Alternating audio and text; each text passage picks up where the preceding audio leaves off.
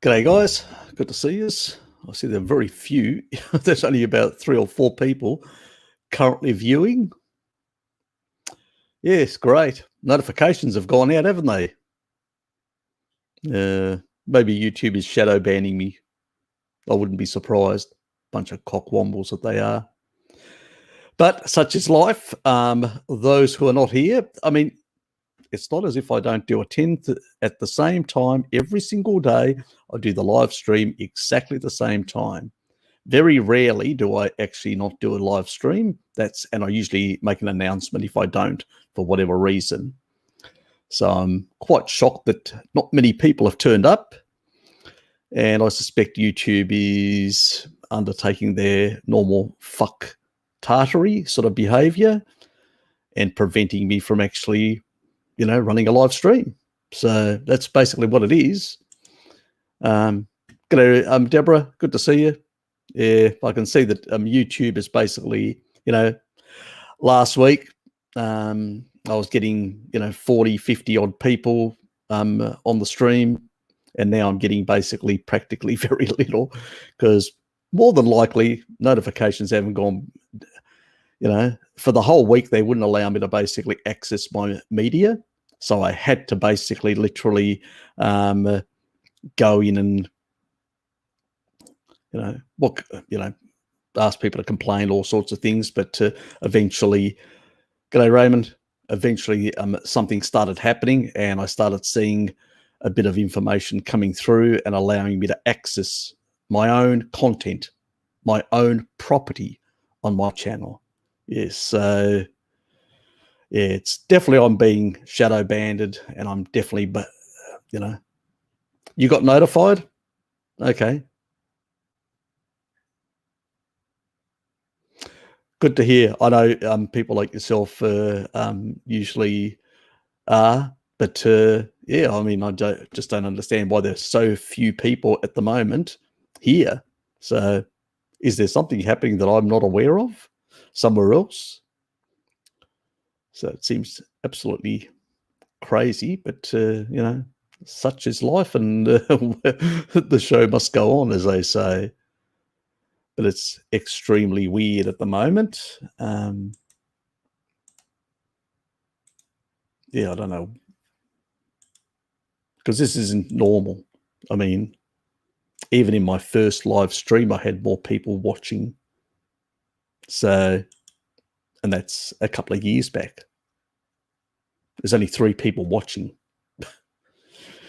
So it is bizarre, to say the least. 4, but it's very bizarre. I don't know whether they're throttling my connection at this stage or what's happening, but yeah, let me know in the comments as you come on, you trickle in, whether you've basically been notified or not.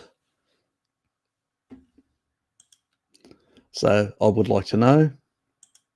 G'day, Zombie. Were you notified, Zombie, or basically just remembered that about this time is when I have my program? But because it's really just seems like notifications haven't really gone out. I mean, YouTube does send to a few people, and they usually rotate it when they shadow ban you. Okay. So what is it with you people? Well, you're late. Dusters for all of yous.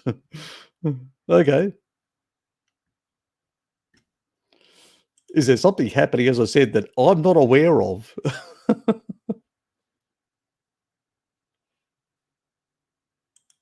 Okay.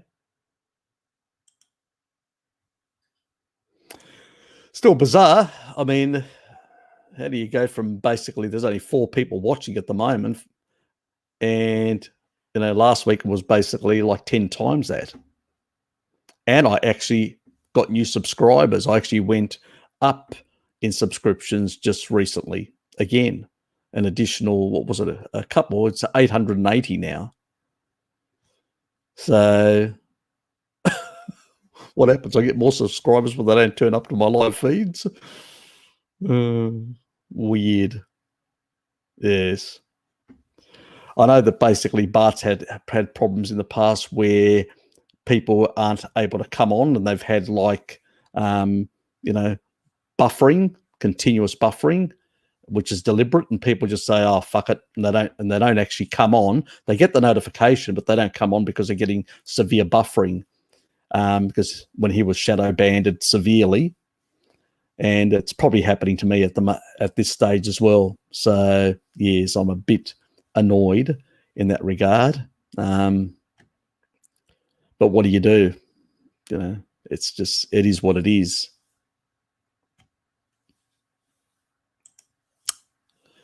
G'day, NDC. Hi to see you. Good to see you here. Yeah, so it's a bit on the weird side, but so few people are here. Anyway, so what's been happening with people's lives around the place?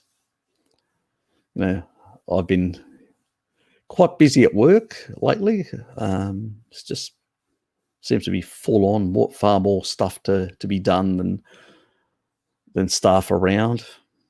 Plus, I need to do a whole lot of training shit. That more work next week. Got so many damn hours. I got about, quite a bit of accumulated extra hours. So I've already taken one day off as flex from accumulated hours, but taking next week Wednesday off as well. I still will end up with more than a day, so I'll have to cull that back, go early on one of the other days. Yeah, so too many accumulated hours.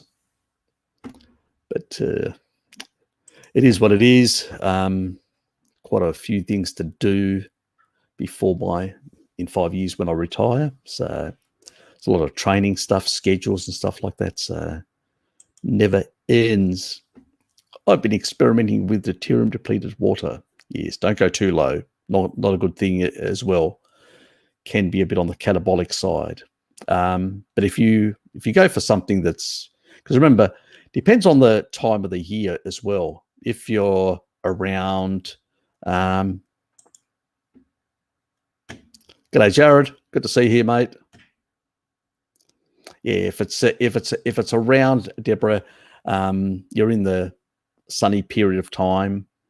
Try and keep to a sort of reasonable level. Don't go too low. I mean, there's no need to go too low. We're talking about sticking between, 100 odd to 130. So there's sort of the good level, the sort of sweet spot ancestral would be around about the 120. So if you're in the sun, you're gonna deplete. If you're eating ancestral foods, you'll tend to be closer to that level. If you take deuterium depleted water as an option, I know some people do, like Laszlo Boris. He actually uses depleted deuterium water for his coffees. So rather than actually using regular water, which is very high in deuterium at sea level, it's 155 parts per million, which is the same as sugar. That's why I say too much water hydration, not a good thing. You basically want to hydrate with fat. But Deborah, it's an expensive option unless you really have to. You've got, some mitochondrial dysfunction, all that, and you're trying to flush out some of the deuterium. Yes, but don't go too hard, because you could go the other way and actually flush out too much, and that can also have some negative effects to low deuterium, because you still need deuterium. It plays a number of important, roles in the body. So it's not all bad. It's only excess amounts that the body can't deplete and keep within good physiological levels. Okay, you're doing around the, okay, so that's the 102 you're getting. There's I think a version which is 102.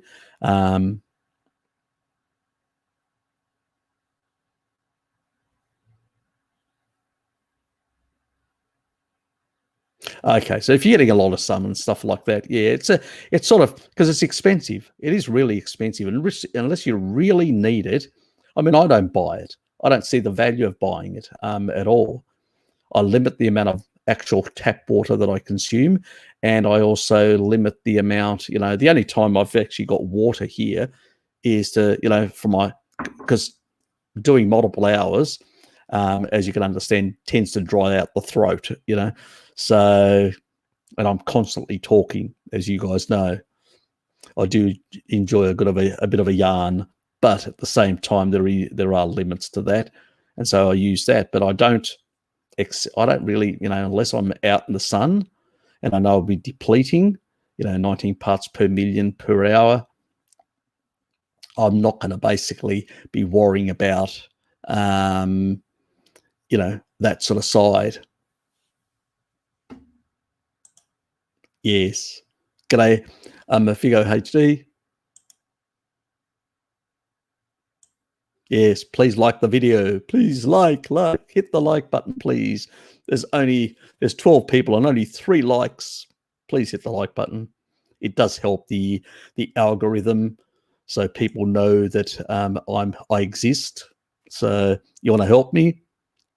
Easy. Just please hit the like button. It does help with the algorithm. Yeah, it's a quite expensive supply. That's right. Very much an expensive. Yes, we are there. You're late. Dusters, mate. Dusters AG. And never tell his lordship to hurry up, The Tasmanian devil will come out and he'll give you a lashing. Yes, so yeah, it can be a bit of an expensive proposition, Deborah, in that regard. I usually, if you've got family, that consume crap, it's an option to sort of to dilute the excess, especially with kids, because it does accumulate over time. Years and years and years of higher levels of deuterium will destroy a lot of your mitochondrial density. And as you age and become older, from childhood onwards, if you're not on an ancestral diet and out in the sun hunting and depleting deuterium, you will accumulate far more damage. And this is why people like, Mary could be outrun by an 80-year-old Maasai up a hillside, and she couldn't keep up because he had good mitochondrial density. And the only thing that's going to kill him at the end will be not, infirmment, will not be chronic disease, but basically he will stop cell dividing. And at that point, he will just drop dead once cell division stops. So he'll have a long health span and a very short period where, due to accelerated senescence, because more and more cells can't cell divide at that point, that's when you have accelerated senescence at the end of life, and it's all over Red Rover after that. But it's a quick and painless sort of situation. So yes, so basically we do a lot of harm to ourselves with a lot of high deuterium foods, like sugary foods, throughout our life. And so it can be an option for hydration for young kids, or for a family member that tends to have coffee. They can use it with coffee to produce their coffee, and at the same time, create a bit of dilution between the higher sources that they are actually, to basically reduce the amount of damage that they incur. So there are options, but it's an expensive option. Let's put it that way.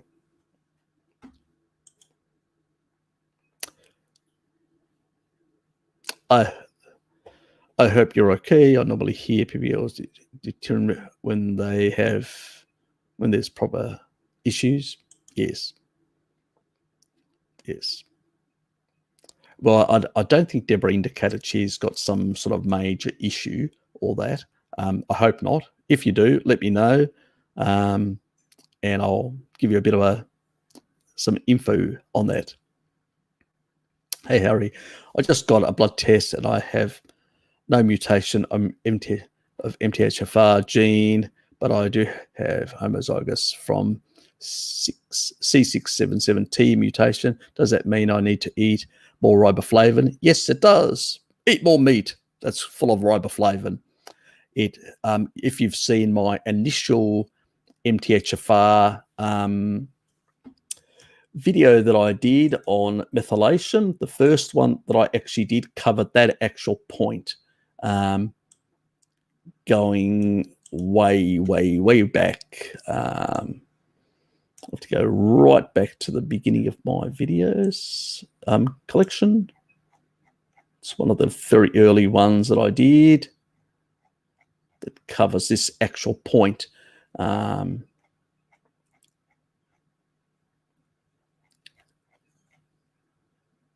wish you could actually basically change, when you're looking at the YouTube stuff, you could actually change the direction. It doesn't actually do that, which is annoying.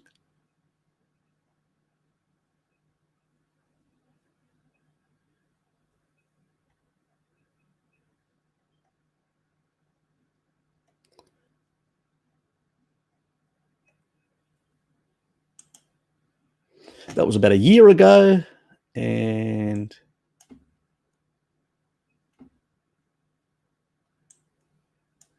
at this actual point, it actually explains it. So there's the video and the exact point where it actually shows the dose dependency AG, where immediately, because I've got the same mutation, you know, I'm sort of affected. I've got the more severe type, like homozygous, like yourself, which basically I have reduced through that pathway methylation capacity. But riboflavin restores that enzymatic pathway. So that's all you need. And what's best sources of riboflavin? Dairy and meat are the best sources of riboflavin. You can get shitloads by having a big steak or having a 2 glasses of milk. You get all you need and more. So yeah, it can restore the enzymatic pathway and sort it out. So it's not an issue. It's a non-issue. You don't need to supplement B12 or folate or anything. All you need to do is just eat meat and you're fine and you're good to go. And that video explains it all. Good. Yes. Yes, we all happy to hear. Phoenix compilation. Good to see you, mate. You're welcome, mate. You're welcome. And that's the video there. If anybody wants to see it, that's at the exact spot at 7:07 seconds, where you will see the study that actually shows a dose-dependent response. When you put riboflavin in, homocysteine falls dramatically because that enzymatic pathway is supported. And it's simple as that. You don't need to go to a naturopath. You don't need to basically take a whole lot of supplements, which a naturopath wants to push so they can make a bit of money off you. You just need to eat meat. It's simple as that. God, how complicated could it be?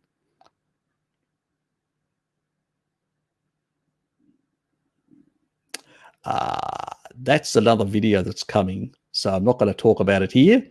But there is a thing that I've used for, remember, I'm not going to give it away. No, can't give it away. It's something that I've talked about before in regards to something else in milk, and it's specifically raw milk, but I won't go into it now, into some of this sort of stuff. So that may have given it away, but anyway, I want to do the video, AG. So it is coming, and I don't want to go into that for that reason. So shut up, Harry. Can't control him. Can't control him. I need to get Roy. He's a more disciplined person. What? You're kidding me. Oh, well, you got to love YouTubia. You got to love them. They are fascinating people. Yeah. Look, I don't know. It was basically done about a year ago. So it's one of my earlier ones, which is called Methylation Part 1.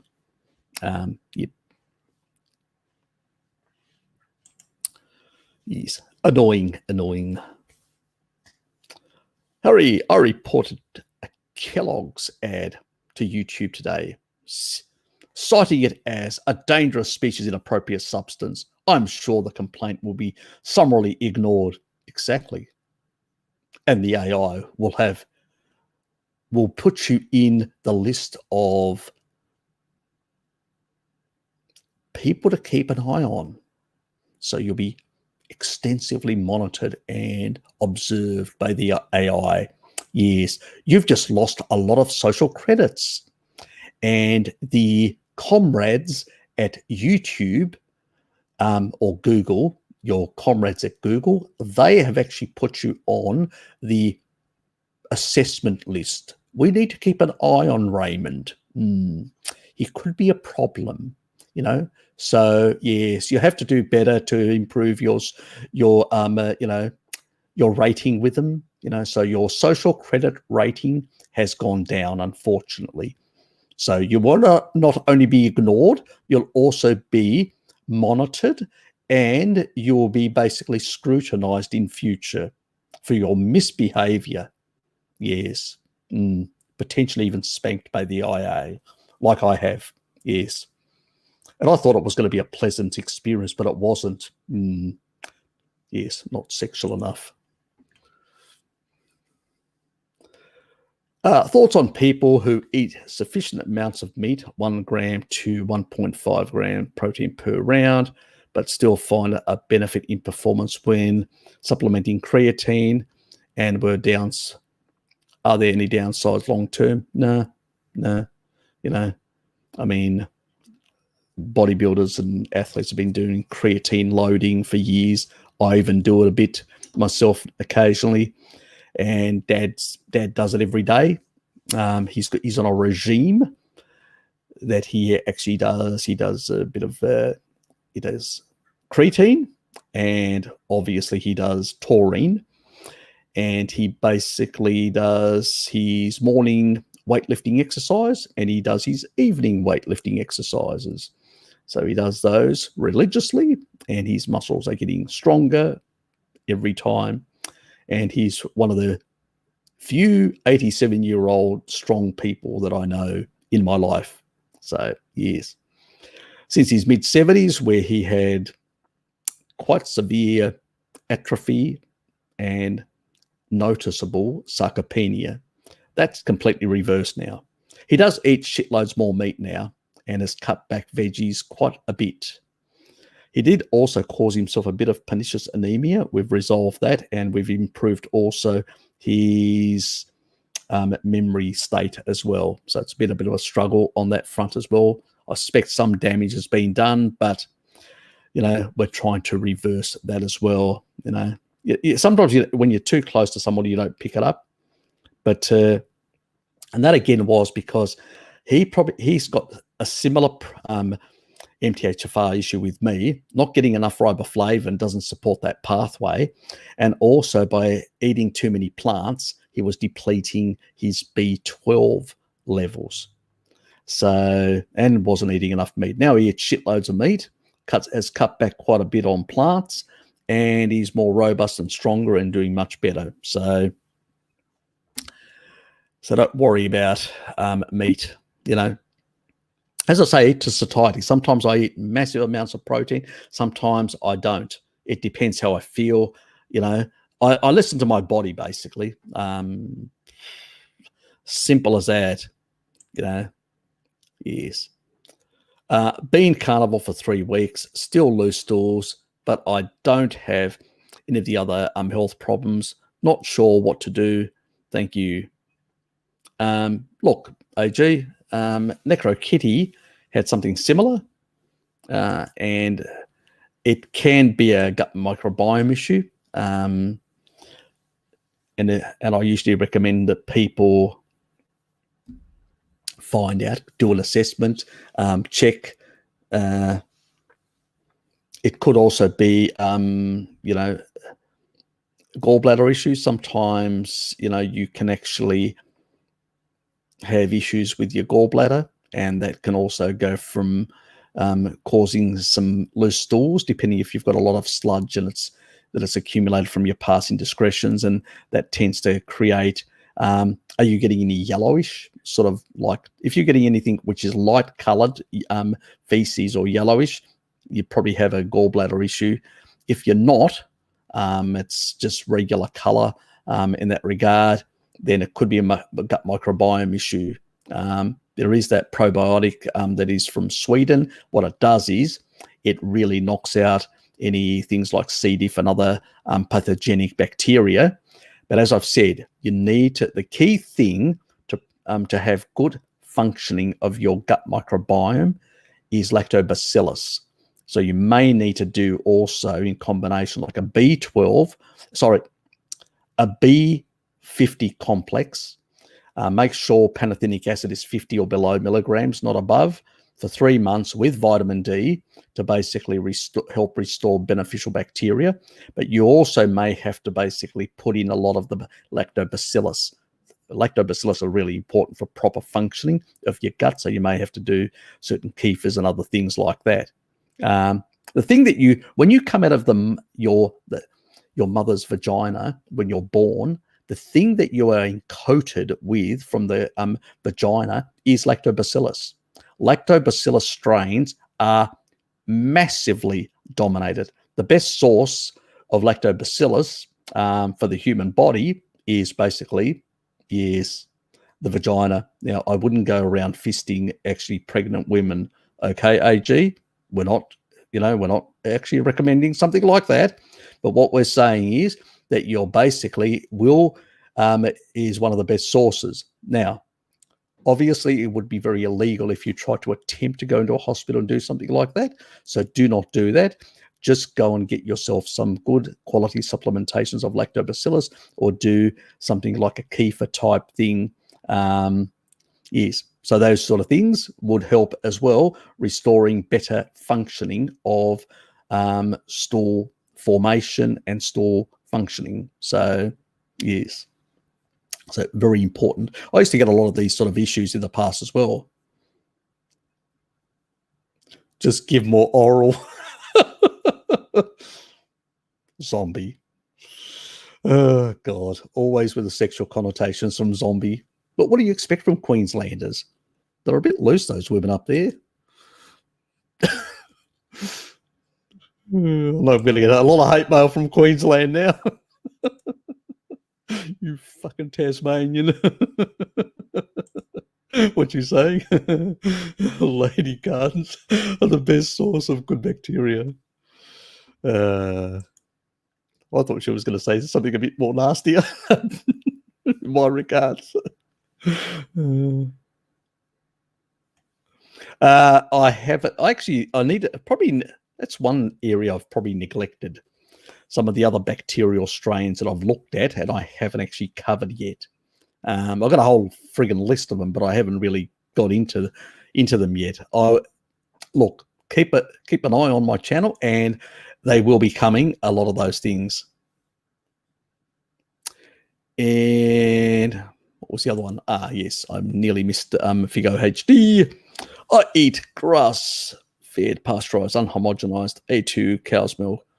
What am I missing out on by that being pasteurized instead of raw?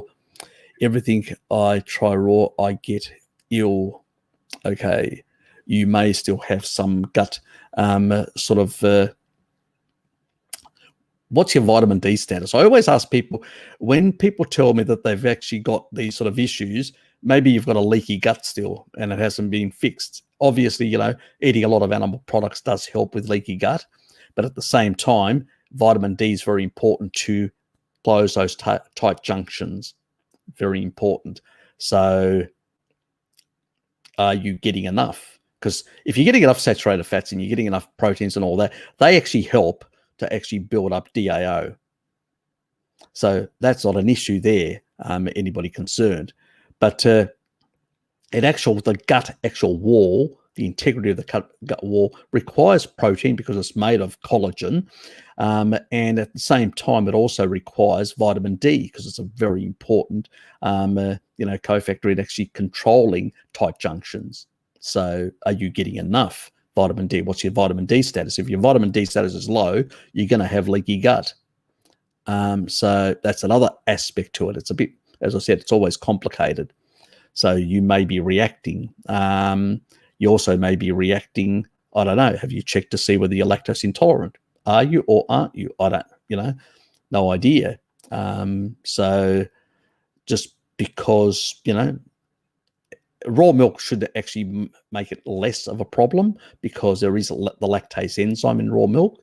But then again, you may be severely lactose intolerant and may not be able to handle even that. I don't know. Hard to say.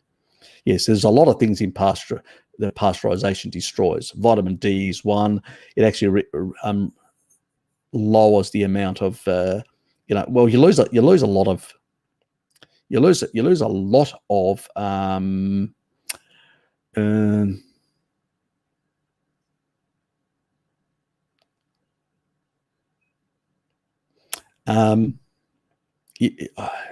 look, you tend to lose a lot of the B vitamins, but you also lose a number of other peptides and things, and also very important things like lactoferrin. And I've got a lot more to say about lactoferrin in future videos. So there's a lot of related issues to the quality of the milk, and it's the reason why a lot of issues that have emerged in recent times, in recent years, add leaky gut to pasteurized milk, and a lot of issues happen because you've lost a lot of the protective aspects. That I will go into that sort of stuff in future videos, so I don't want to give too much away. I'm just talking in general now.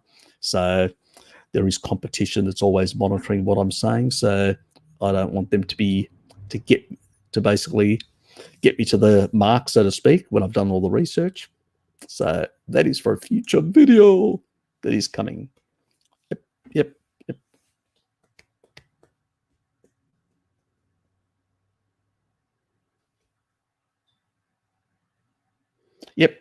Yeah.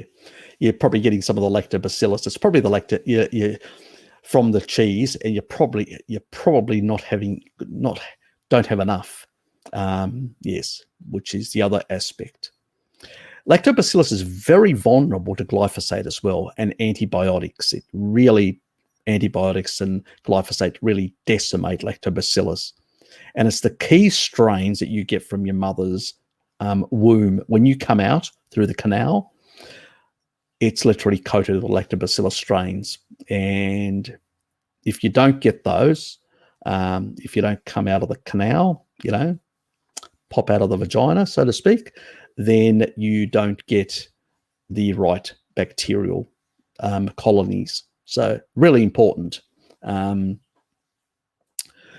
Yes, I'm actually looking at a number of supplements at the moment in regards to lactobacillus, and in regards to that are mimicking the mum, your mum's vagina, so to speak. So we need to try and get some of that stuff back into our bodies that we've pretty much, with our lifestyles and the way we've lived up until now, we've sort of decimated, and it's causing us some issues. So yes, Necrokitties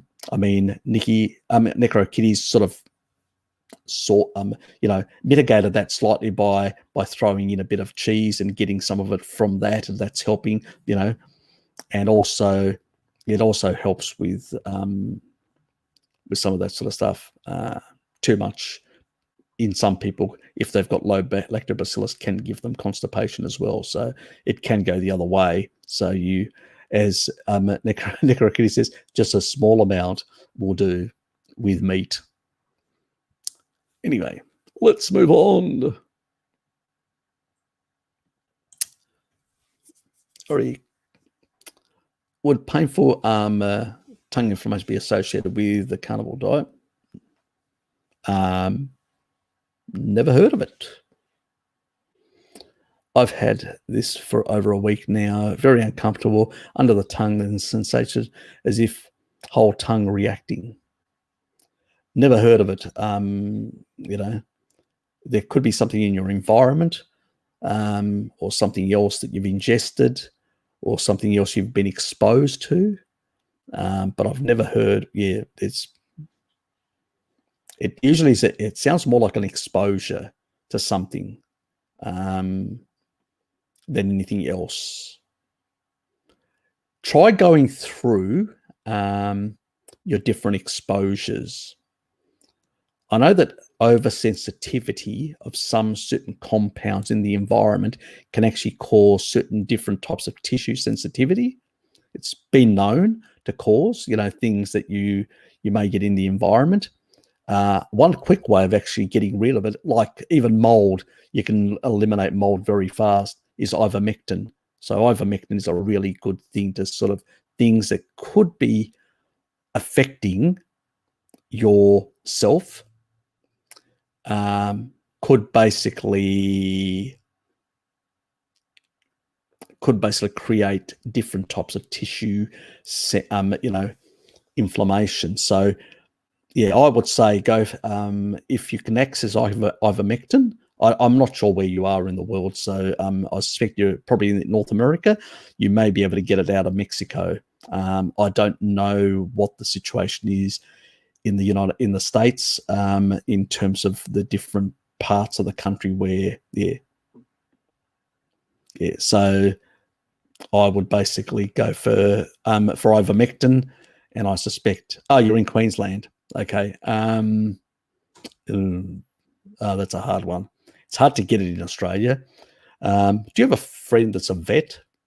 You may be able to get some off him or her. So, don't know. That's a hard one. Look, I'm actually looking into try and find a source myself that I can actually get ivermectin. So, anything changed recently in your environment? Have you moved homes? Have you done anything different? Okay. Feels more like ulcerations.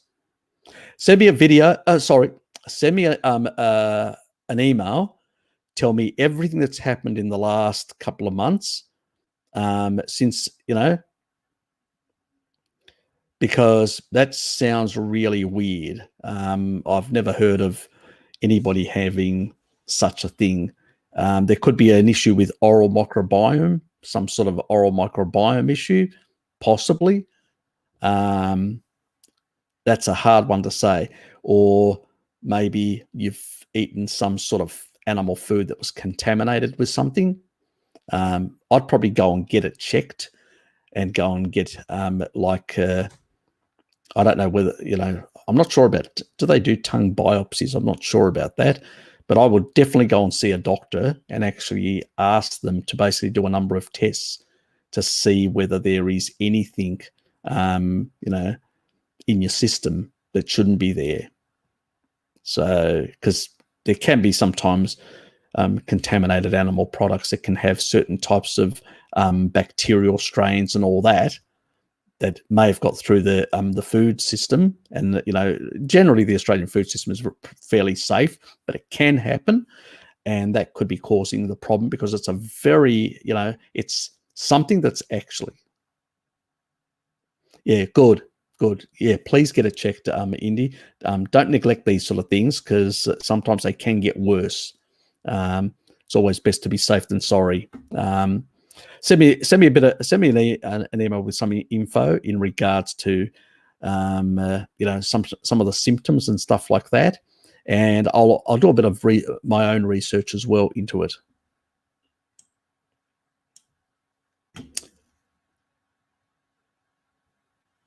Yep, that's good to hear. G'day, Neff. Good to see you, mate. It's always a pleasure. And love from Neff, always. If you don't consume dairy for, say, 2 years, can you become lactose intolerant, or you just retain your body? You shouldn't become lactose intolerant. If you've basically you may initially, because you may downregulate the sort of gene, the transcription factors. That means the actual ability to transcript the enzymes to break down lactose. So initially, but once you basically start consuming, I always say to people, if you've been on paleo, I noticed it myself, even though I'm lactose persistent. When I came off paleo, milk didn't react very well with me because, again, it took a while. Took a couple of, like, a bit over a month, and then I could tolerate it again. And I think it's just a transition period that your body needs to create the enzymes to deal with the sugar. So the milk sugar, there's no other way around it. So you still got half of that is in the form of galactose that needs to go through a 4-enzymatic pathway. So those enzymes need to be transcripted. There's no way around it. So that's basically your issue, I would say.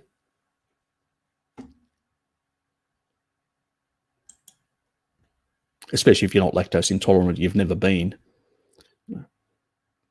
I really hope my vitamin D isn't low. I may not be able to get a lot of sun working indoors and living in the UK. I've been, Look, at least you're taking good enough levels for the last. Your levels should be fine if you've been supplementing and you've been indoors. Summer, I'm outdoors. I try and get out as much. I even have long lunches in the summer. I don't give a shit if I usually just extend them. So my work colleagues know what I'm doing.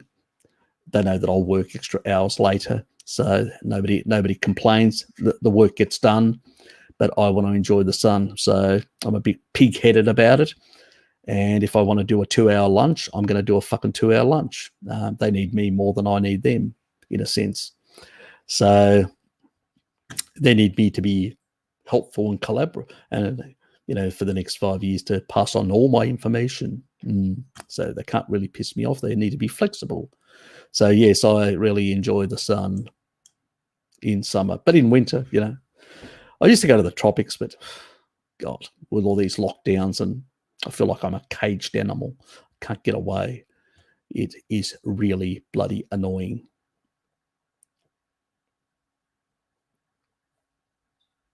Yeah, more than likely.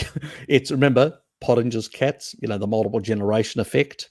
If your parents, had major problems, you're going to have more problems in the next generation, more problems, until you basically start reversing that. That means people start. So, when people become more species appropriate, their lifestyle, their nutrition, all that, then their descendants will be better, as long as they keep to improving their lifestyle, eating properly, species appropriately. But yes, it can be an issue that I've had issues myself, due to my mother's health issues as well. Plus, I was premature, so struggle surviving pretty much. And back in the 60s, there wasn't a lot of intervention. You either survived or died as a premature child, I can tell you. So it was a hard going. Let's put it that way. Yeah, hard cheese and protein powders. Oh, you don't need those protein powders. Seems to give me the same issues. I have abandoned them altogether. Good protein powders are high in deuterium, plus the garbage, and they're not balanced properly, and the utilization is piss poor, so you get very little. So it's just expensive feces. Yes, so give that crap a miss. We'll do the 23andMe test to see if I'm lactose intolerant. Yep. You'll have to do the more expensive one. The earlier one provided that information. I don't think that they do provide that anymore. I think that you have to do the more extensive one to provide. I'm not sure. Do check their forums, because they keep on changing and removing certain things. And I've noticed in my own bloody thing when I downloaded it recently, they'd actually removed a whole lot of things. I still have my original that I downloaded a number of years back. Not a number, well, what is it now? A bit over, is it 2 years? Nearly 2 years, yeah. So, well, it is a number of years, but anyway.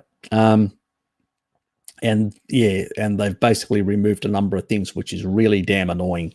So if you're doing it fresh now, you're not going to get as much information as you would get with the one that's slightly the next tier up, I believe it is.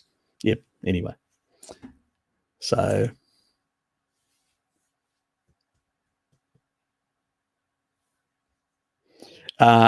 it's, look, the lactobacillus, a family, okay, of different, and then there is a sort of a grouping of strains. So in like Reuteri isn't just one strain, it is a lot of variations. So think like the flu. The flu comes in a lot of different forms of flu, okay? All coronaviruses come very different. So think like a coronavirus can be very different. The Reuteri strains can be very different. These are specific strains.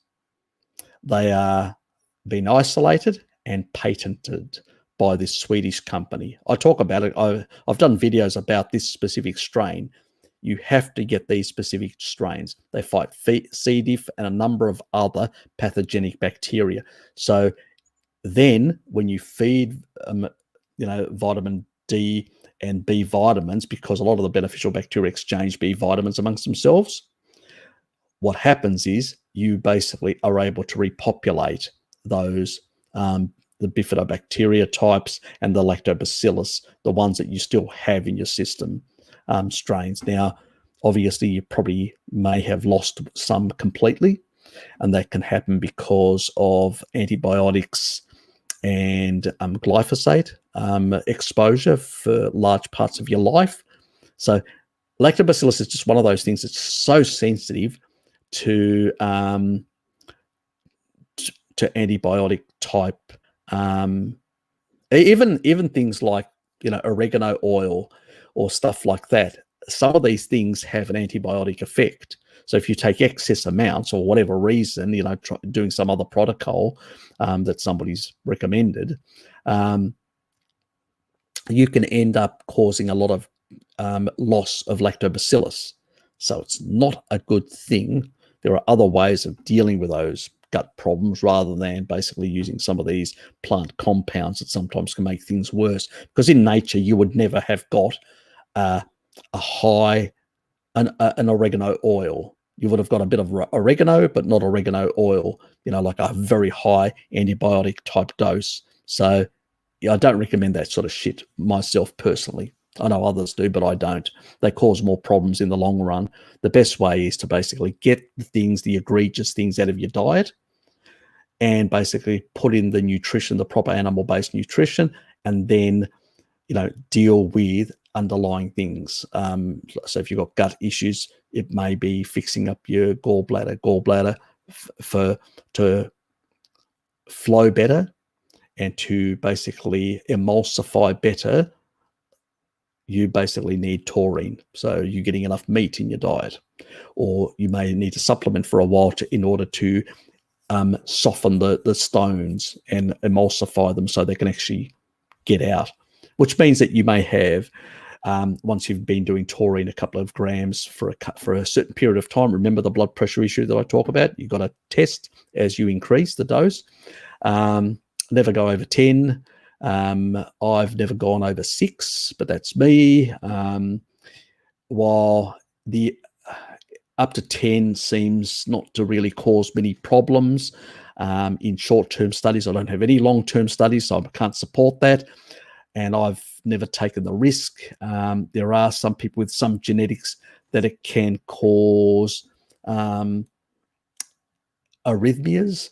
So it's another issue. So that's why I usually say 5 or below. Don't go above 5, just in case you've got those genetics. I don't know, unless you've tested yourself.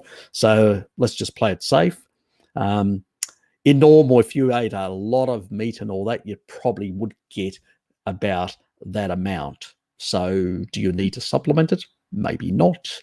You may need to do it as a short-term thing, just to sort of help the emulsification and, sorting out that, plus with bile salts and stuff like that. So just help the whole process? Yeah, they may cause a bit of diarrhea and a few looseness and some discoloration as that emulsification happens and all that. That depends if you've got that problem. So there's so many factors that can be at play that can affect the gut and all that. So it's a complicated story. I won't go into it. But yes, the specific strain is the one from Sweden. There's shitloads of videos on mine that actually tells you where to get it. There, I've actually pinned comments. All you need to do is just go back and take a look at those. Yeah, and we've covered that with Indy. Yes, so my tolerance for cheats has gone up to things that hurt me no longer hurt me. Bread still murders me. Yeah, it's the damn lectins. You're still more susceptible.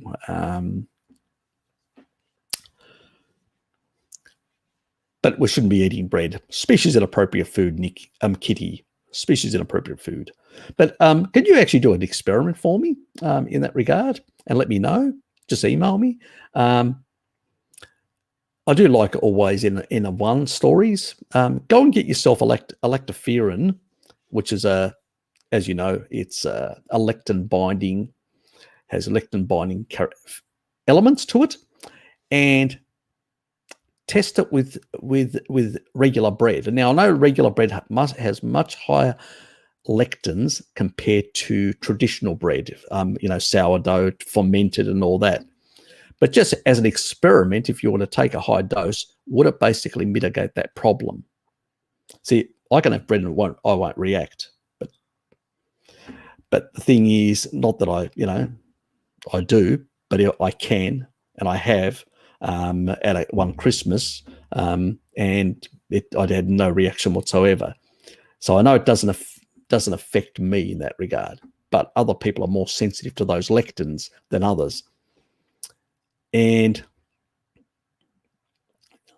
yeah, all I can say is check it out, see whether it does or it doesn't. I'd be interested to know. It may give me an idea of some of the gut microbiome or the bacterial strains you may be missing as well. So I'd be interested. I may be able to help you a bit more. Yep, we covered that. And I think I heard Mary Ruddock say it is bacteria, and it may be the biggest detriment of your overall health for the most part. Yep, she's fairly right. But the gut microbiome sort of more environment, the way it's actually composed, is really important. If you take a look at when we eat animal foods, we create a more acidic gut environment. That's a good thing because your stomach needs to be has a lower pH, and your gut needs to as well. It actually, when you have a lower pH, it actually supports beneficial bacteria. Lactobacillus, lactose loving bacteria, that's what they are. They thrive in a more acidic environment. That means in a more animal-based environment.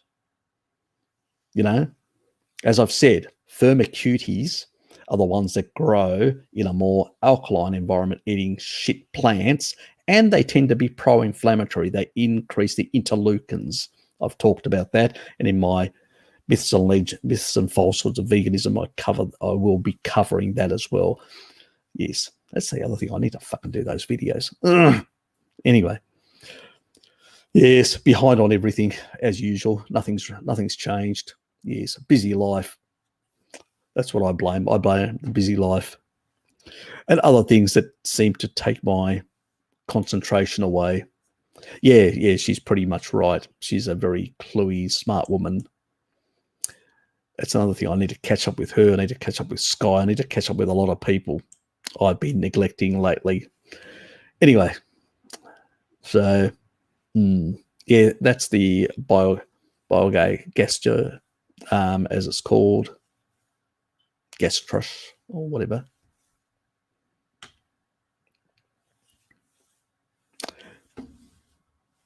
Exactly. And I'm always notified. Thanks for all you do. You're welcome, Mary.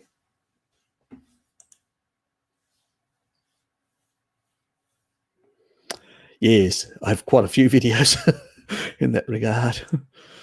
So covering that.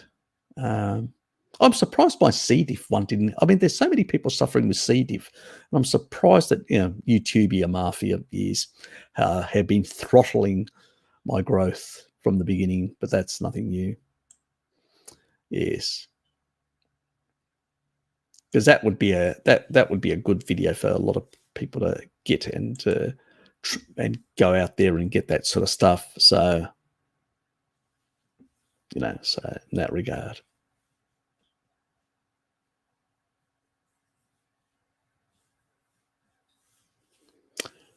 There are compounds in fish that can actually react sometimes in some people. That could be an issue. So I've heard of certain people having certain allergic reactions to certain seafood. So, that's interesting. That's interesting. Maybe also you may ask your doctor to do a food sensitivity test as well. Yeah, you may get some good stuff out of that as well, I would say. You're welcome. Queensland, the sun is so nice today. I'm sunbaking right now. Yes, we know the sort of position you take, zombie. Say no more. Yes, good to get out there and enjoy the sun. Nothing like it. Nothing like it.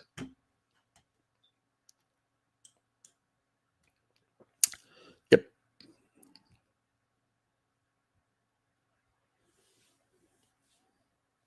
Yeah, that's the Prudentis one for the oral gut microbiome. Yes, we do have an oral an oral microbiome.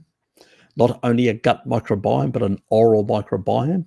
And if the oral microbiome is out of whack, it can actually also, if you've got low stomach acid and you've got a shit oral microbiome, you can also, it's not only from the bottom, from the colon, that you get certain bad bacteria that can end up in the stomach creating SIBO, but also from the oral end as well. Yes. So it is really important to maintain. The other thing is, I usually say to people periodically,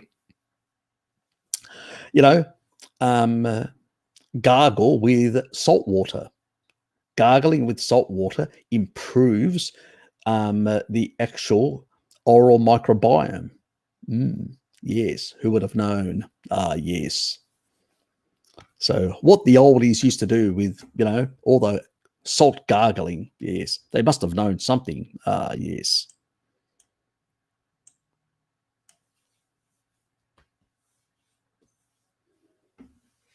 Great. You found without acidophilus. That's fantastic. Yes, the biggest problem with acidophilus is, you need a bit, don't get me wrong, but you don't need shitloads. And what they do is they put deliberately, all the food companies put acidophilus in large amounts because what it does is it actually increases hunger. Yeah, it interacts with ghrelin in your stomach, in your system, and it basically increases the actual hunger cravings. Yeah, they're real bastards, aren't they? You got to love the food industry, and their shenanigans.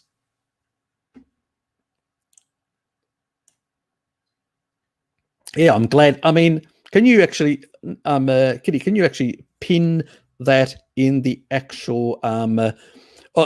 Just put it in the actual. If you've got a link to the actual brand and all that in America, I will pin it in the chat so people can actually know exactly what it is and what to get if they are lovers of yogurt that has without acidophilus. I'd really appreciate that. Thank you. I had over, if you remember, that is. Otherwise, just pin it in a comment later on when you remember where to find it in terms of links. I had 60 millimoles of vitamin D out of winter months, last blood works, and apparently I had the jab, said the hospital, because they could see a strong present antibody in the lab. Okay. Interesting. What sort of jab? Vitamin D one. I've never had vitamin D jab. I love the sun.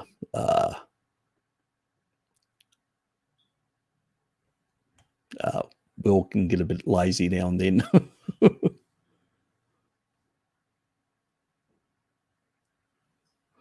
Yes.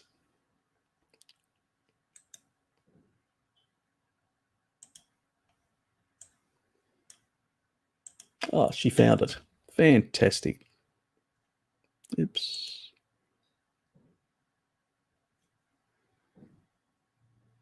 Let me pin that message.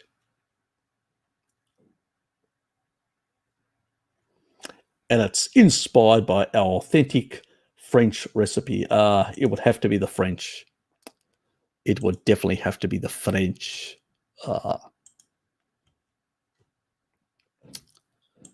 Yes.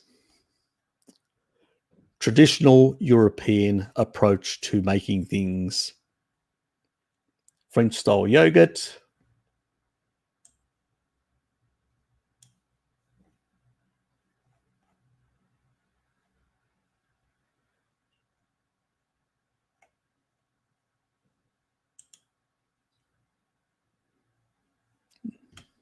Good. They don't have any of that sort of thing. So what strains do they have? Interesting.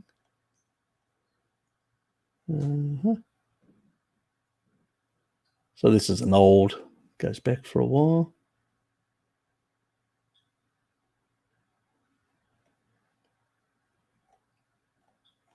Oh, do you have to look at the actual thing to see whether it's got.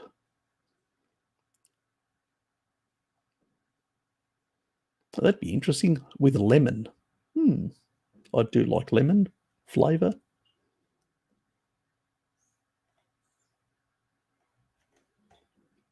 So I suspect you have to look at the actual thing to see our products.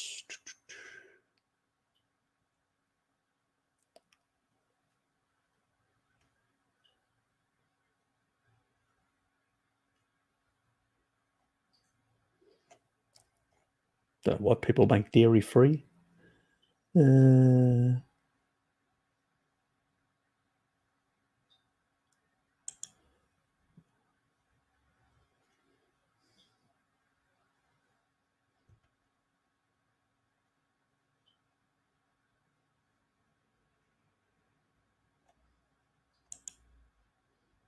it actually show the.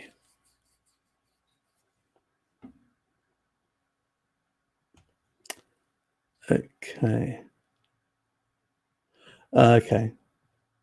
So basically it's these strains. That's actually a beneficial one, and that one's a beneficial one as well. That's actually a really good one, that Bulgaricus. Yeah, Bulgaricus is pretty good. So, yeah, no lactobacillus. Well, there you go. Yeah, I need to do a bit of trying to find. I actually forced myself to make once my own, but I'm too lazy as well to produce too much. And so occasionally I have a bit of a treat, and it does have lactobacillus. But the thing is, at least I know that I have a specific set amount, and I will just consume that amount and no more of the actual yogurt, and then I'll put it away. And I do get a slight hunger craving. And what I do is I immediately have beef jerky or some beef or whatever product, and that deals with it. So I know that, because otherwise, yeah, I can understand why other people tend to then crave and eat other crap as well. So because of the acidophilus basically increasing their hunger, basically. Yes. Damn people in the food industry, they really know how to do a number on us, don't they, Kitty? They definitely do. Good, good. That in that regard. Yes, yes, exactly.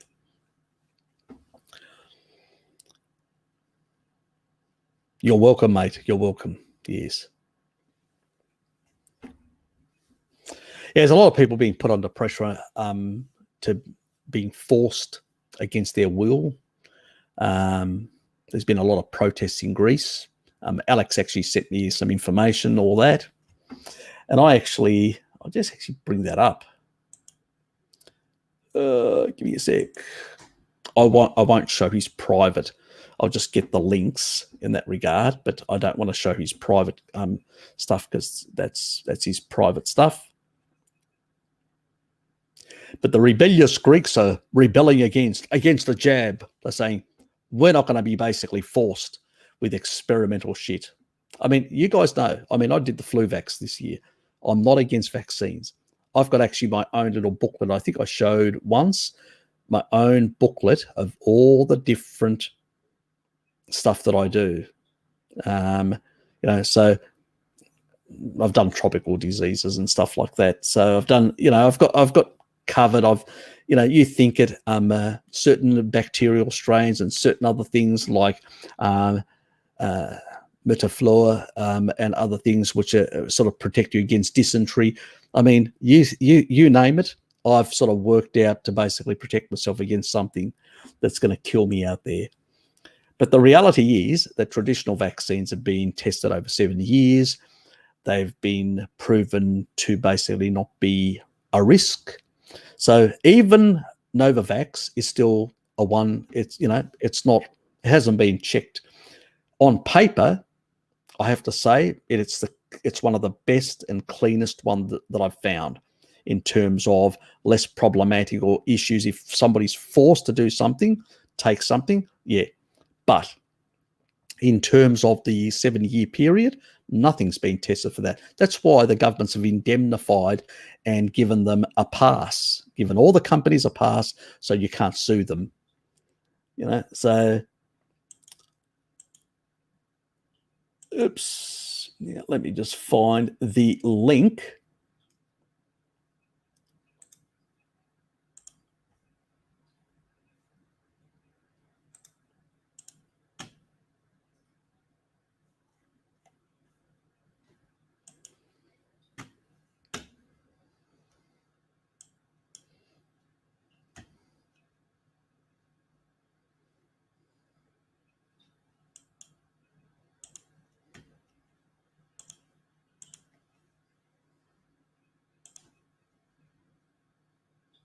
So this is on brand new tube.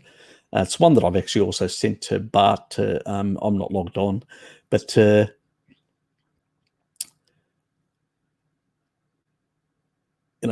this is basically this is Sidagma Square. Sidagma Square takes a lot of people. Over 100,000 people can be in Sidagma Square. Check this out. This is Greece. That is there, Sidagma Square down here. Look at the roads, the streets, all along here, the streets. That's the other street. This is in the center of Athens. That's another street. This is one of the biggest streets. This is Sidagma Square through here. It's full of people, body to body.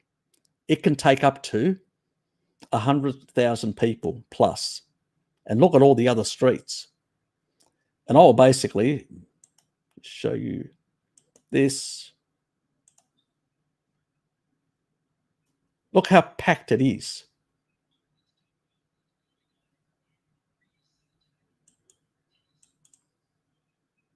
Look how... That's how packed. These are the side streets. I know Athens because I've lived in Athens. This is the Constitution Square, Sidagma Square. Look how packed it is. Wall-to-wall people.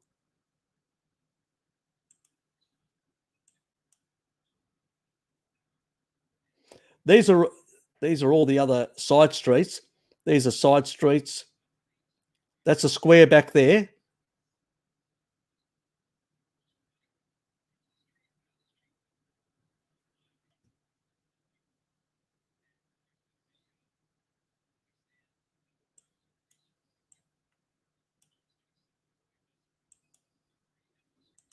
Look at the streets here.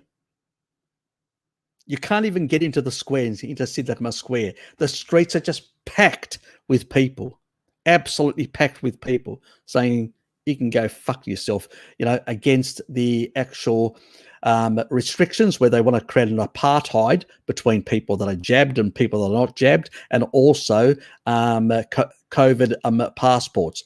The Greeks have just told the government to go fuck themselves, and the European Union as well to go and fuck themselves, because that's where it's coming from Brussels, from those Nazis, from those authoritarian bastards in Brussels.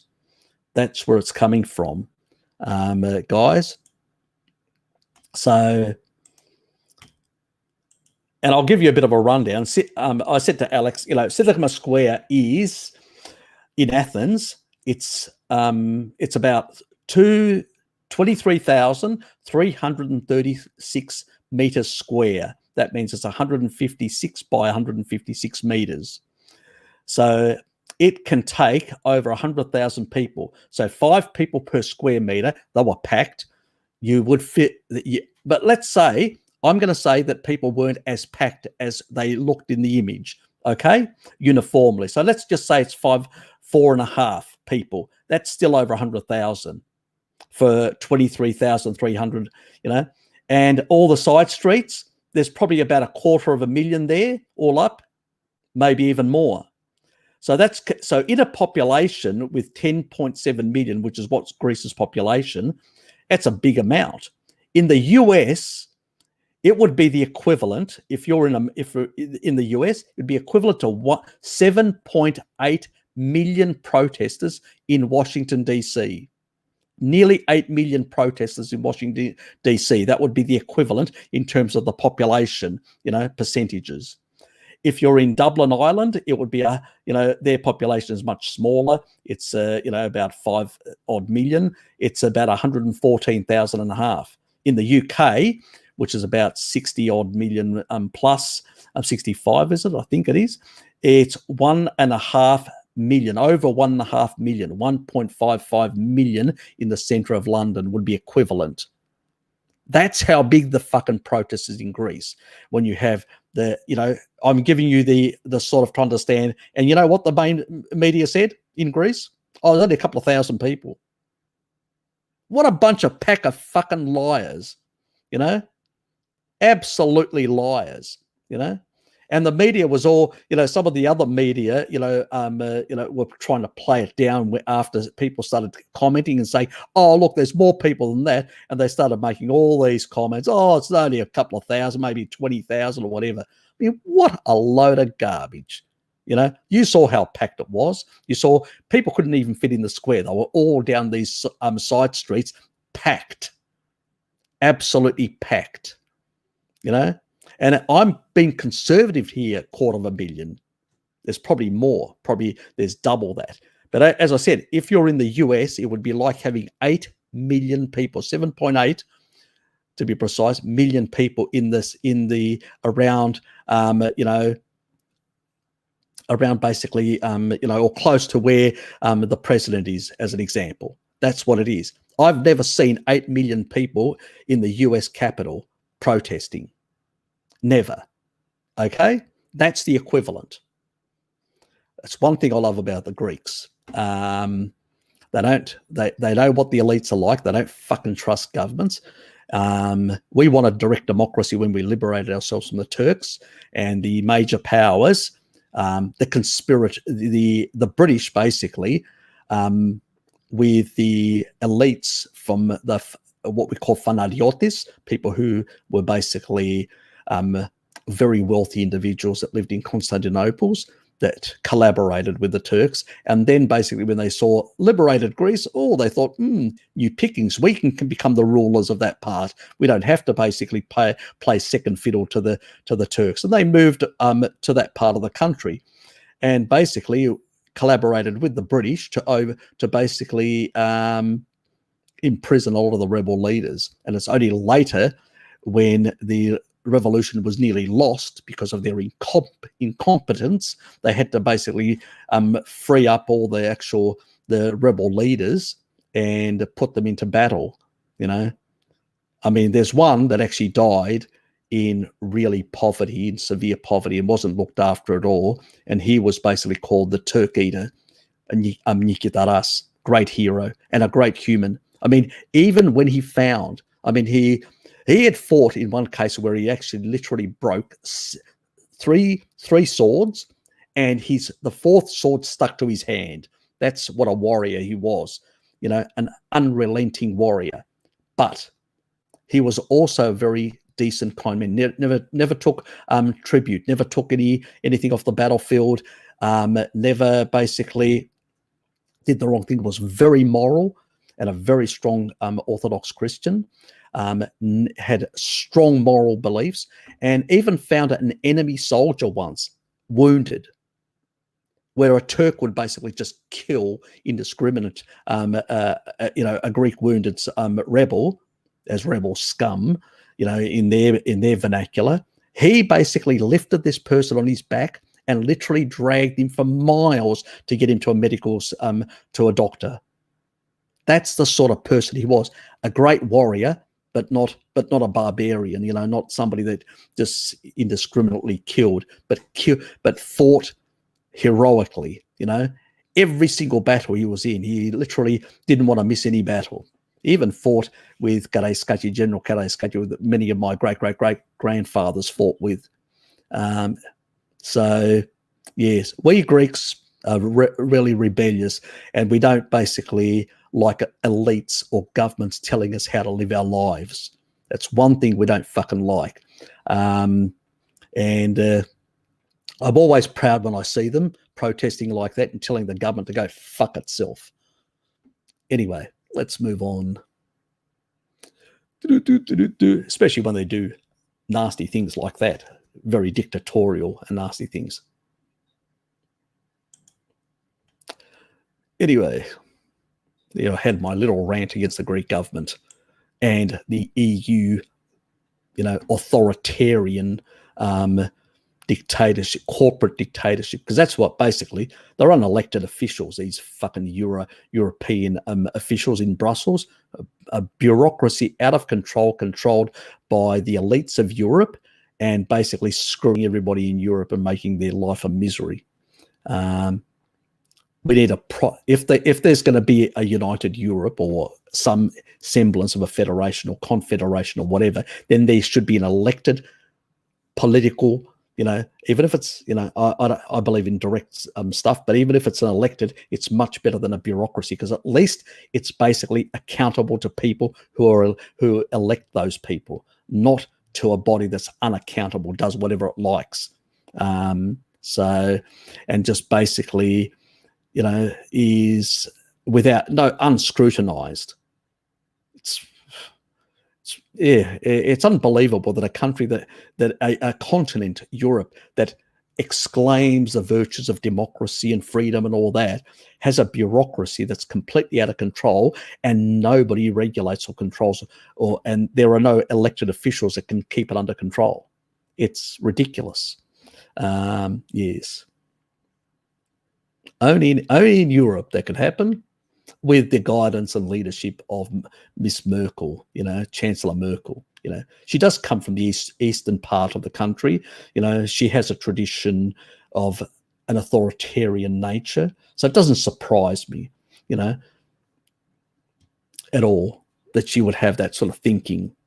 You know, most of the East Germans went from ex-Nazis to ex-communists, from authoritarianism to authoritarianism. They've never really had strong democratic traditions or, you know, those sort of things. They always believe in strongmen. And if you take a look, basically East Germany has a very strong ultra-left and ultra-right, and it doesn't surprise me. And the reason for that is because they have a tradition of authoritarianism, you know. They get what they deserve sometimes, you could say, but at the same time, I think that these people have never had a strong democratic tradition in the eastern part of Germany. And some of that thinking is permeating all of Germany now. I would say to those much more democratically loving and peace-loving West Germans to basically start fighting back before these little organised, radicals take over your country. and turn you back into a Fourth Reich. And then we have to, batter you again. The fourth time is going to be much worse for you because we're not going to trust you anymore. Twice is enough. 3 times, is a real bitch. So keep that in mind.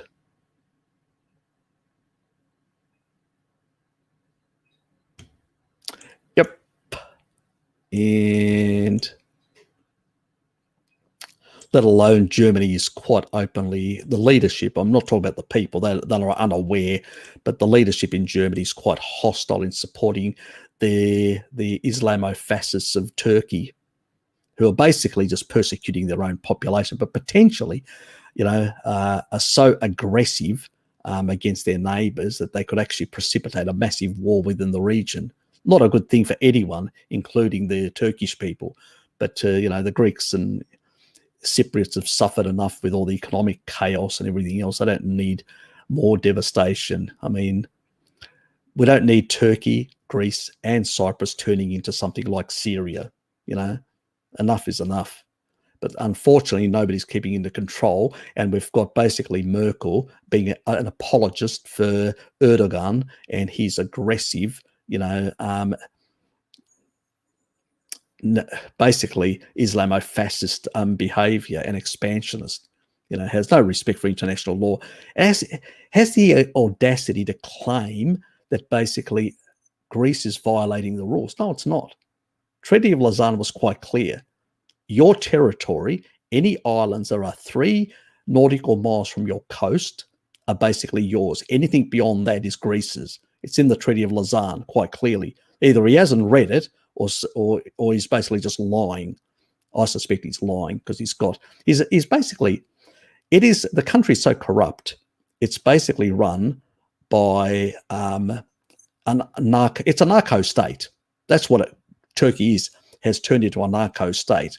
It's got a black economy bigger than any other economy in the world. It's the reason why the elites can still stay in power, because they sell weapons, drugs, and do a whole lot of other nefarious things. And I mean, a number of administrations around the world have pointed this out, but they got the protection of Germany, a traditional ally. Yes. Because remember, the elites, unlike the West Germans who were dragged through their killing fields, the Turks were never dragged. Neither were the German elites or the East Germans. So they never saw what they did. This is why the West Germans, they saw the depravity of where they had got to. That doesn't happen in Turkey. They never saw their history. And so they just told by their illustrious leader, oh, everybody hates us. No, if you basically behaved yourself and you weren't a hostile arsehole to everyone else in your region, people would probably not basically be pissed off with you. So, yeah, anyway, let's move on. Too much politics. Let's get back to the nutritional stuff. Little guinea pigs.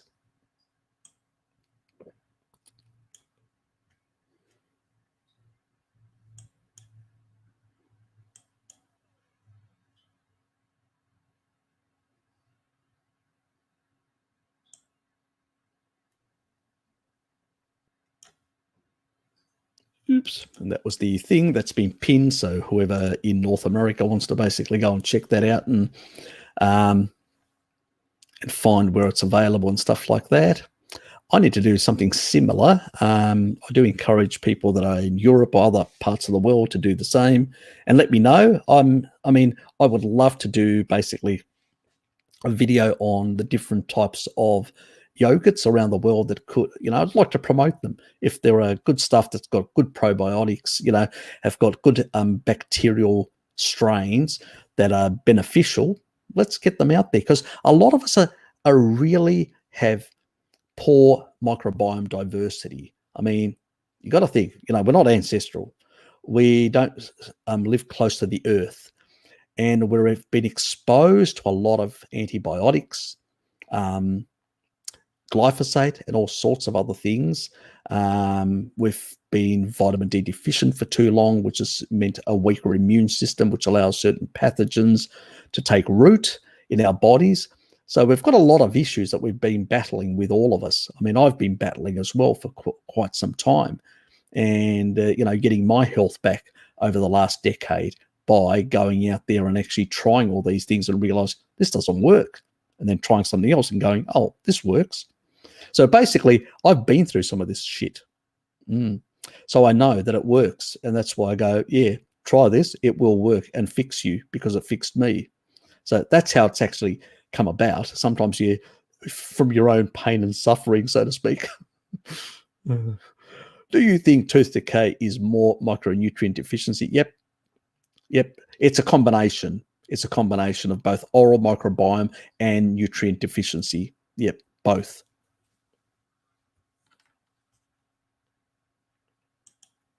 Won't let you pin what?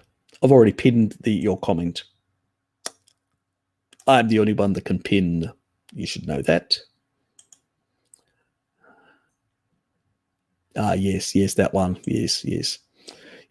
So you didn't need to have it because you had good vitamin D status, which meant that you got good antibodies and all that.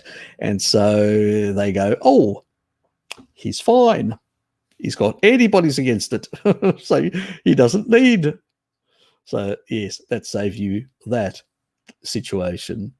Did our ancestors get more vitamin C when hunting animals, since apparently they produce a lot when stressed? Look, vitamin, you have to remember, most people, they'll hunt an animal, you'll kill it, then you'll throw it on your back, and then you'll take it back to the area where people are going to consume it, and you cook it and all that. I would say the amount of vitamin C isn't that high at the end, but you don't need as much. You need a small amount of vitamin C, yes. You need a small amount of vitamin E, yes. But do you need excess amounts? No. But it depends on whether you're ancestral or not. Are you ancestral in your eating patterns, Dylan? That's the important thing. You need to ask that question yourself. I can't answer that for you. So if you basically have low, your insulin isn't high, you don't have chronically high insulin, you've got a good insulin to glucagon ratio, and you don't have any, unusual blood sort of fluctuations. I mean, I can just stop eating and I'm fine. I don't feel any hypoglycemia or anything. Everything's properly regulated, which tells me basically that, I'm in a good state. So if you're basically not, your requirements may be different. Raw milk is a good source of vitamin C, but generally speaking, you get more than enough from animal foods, even if they're not overly stressed or whatever. And the other thing which is very critical, remember, when you're eating, there are two elements to this story. When you're eating carbohydrates, there is a blockade at the GLUT4 receptor, which means you can't get in enough. So you need more in order to force it through. That's one issue. When you're not on a glucose-based diet, you're on a species-appropriate diet, that's not an issue. It'll come through. Plus, if you're eating a nutrient-dense food, you'll actually get a number of the important minerals that help increase the transport of vitamin C. That's another thing. The other important element to the story is recycling. Vitamin C and vitamin E tend to are not very, they can pass on electrons, so they can donate electrons to stabilize tissue, to stabilize anything that's reactive in the body. Okay, so they pass on an electron, but they need to be then excreted. Remember, vitamin C gets excreted as oxalate. So why? Because it can turn into a pro-oxidant. And you end up using sulfur as a consequence as well. So you reduce your sulfur levels as well when you use too much vitamin C. Not a good thing. We use uric acid. All animals that don't produce their own vitamin C anymore have two things that are common. One, they use uric acid as a primer antioxidant. Two, they produce LP(a) to deal with endothelial injury. That's right, LP(a), you know, that hero of that actually fixes up any damage to the endothelium. Animals that actually produce vitamin C don't produce either one of those. And it's irrelevant even based on what they eat, their diet.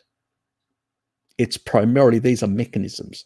So if you get rid of one mechanism, you've got the other one. So for some reason, we realized that we didn't need a lot. And probably because it's sulfur depleting when you consume a lot of vitamin C. So, okay, so you need some. So how do you deal with it? Well, if you're on a species appropriate diet and your insulin is lower, what happens when what does insulin also, high insulin suppresses something called glutathione.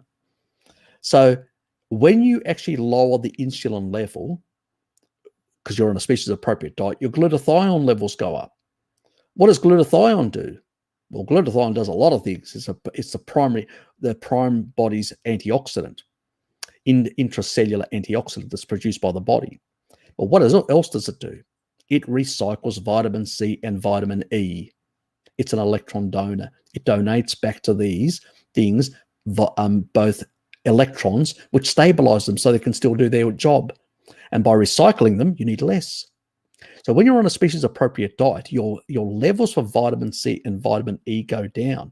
The funny thing is, even with vitamin E, you actually get more vitamin E from animal foods than you get from plants. The only other area where you can actually get vitamin E from plants is like palm oil, or or things like olive oil, palm oil. What's the other one?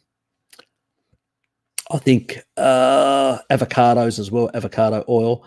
Not as if avocado is only in one part of the world, it's on everywhere. It's only now we can transport it because we've got. So really, our only real sources were through being able to extract it from the seeds or the plants of certain things. So, and that was seasonal, remember, as well. So where did we get the majority of our vitamin E as in our ancestral diet? From animal products, from meat. And then that vitamin E got recycled via glutathione. So we didn't need as much. It's got more than most plant foods. And two, unless you're processing the plant food to extract it in greater quantities. And two, you'll basically have got the capacity to recycle with lower insulin. Perfect system. So do you need a supplement? No, you don't need a supplement either. There are only one proviso. If you've been a heavy consumer, let's say a gluttonous consumer of seed oil in the past, you may have to do a protocol of 4 to 7 years of a low dose, high in tocotrienols, like a vitamin E complex, like the Jarrow one, the TOCO, TOCO, and that one you do for that period of time to deal with stored PUFA that's oxidized. That means it's come from the seed oils. As you're losing weight on a keto or carnivore diet, you will be releasing some of that stuff into your bloodstream. As a consequence, you need to stabilize it with a bit more vitamin E than you would regularly, because all biological processes cause some level of oxidation. But usually if you're on a species appropriate diet, it causes very low. As a consequence of that, by causing very low, it still causes some. Even the oxidation of fat will cause some, but the oxidation of sugar will cause significantly more. It's well known, okay? You get far more reactive oxygen species through complex 1 than complex 4. That's well known in the literature. I don't need to prove anything. You can go and check it out yourself in the biochemistry books. But the actual, the importance here is that the recycling aspect. And the other aspect is, it's only if you've been on an inappropriate diet in the past that you may have to mitigate some of that sort of stuff. So supplements have to do with dealing with deficiencies or mitigating things that we've done in the past. they have their purpose and their place. And I've talked about them in the past, and a number of things are in some of the good videos that I make that talk about these sort of issues. But it's not something that you need to supplement if you're in a good nick and you've been on a species appropriate diet for some time, for a number of years. No, not at all. Yes. Anyway, let's move on.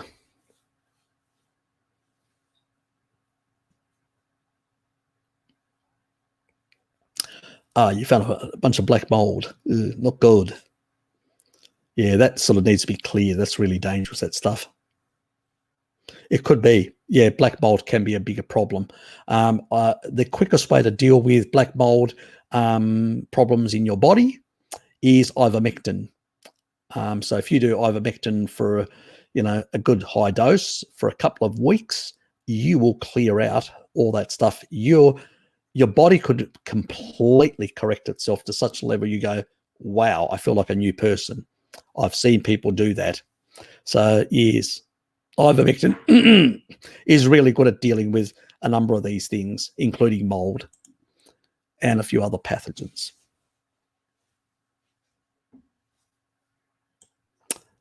Oops, that's a lot of people. Okay, that's more about that sort of thing.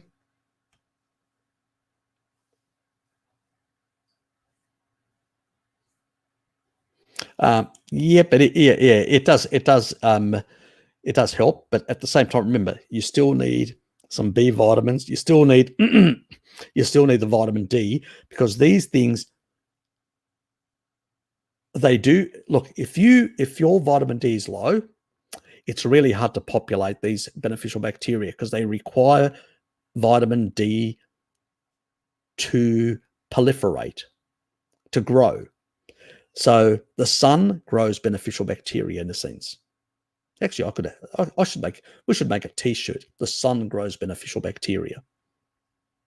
There you go. You heard it first. From here, you can copyright that for me. Yes.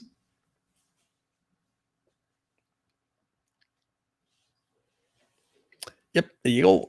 That's another solution to deal with the problem.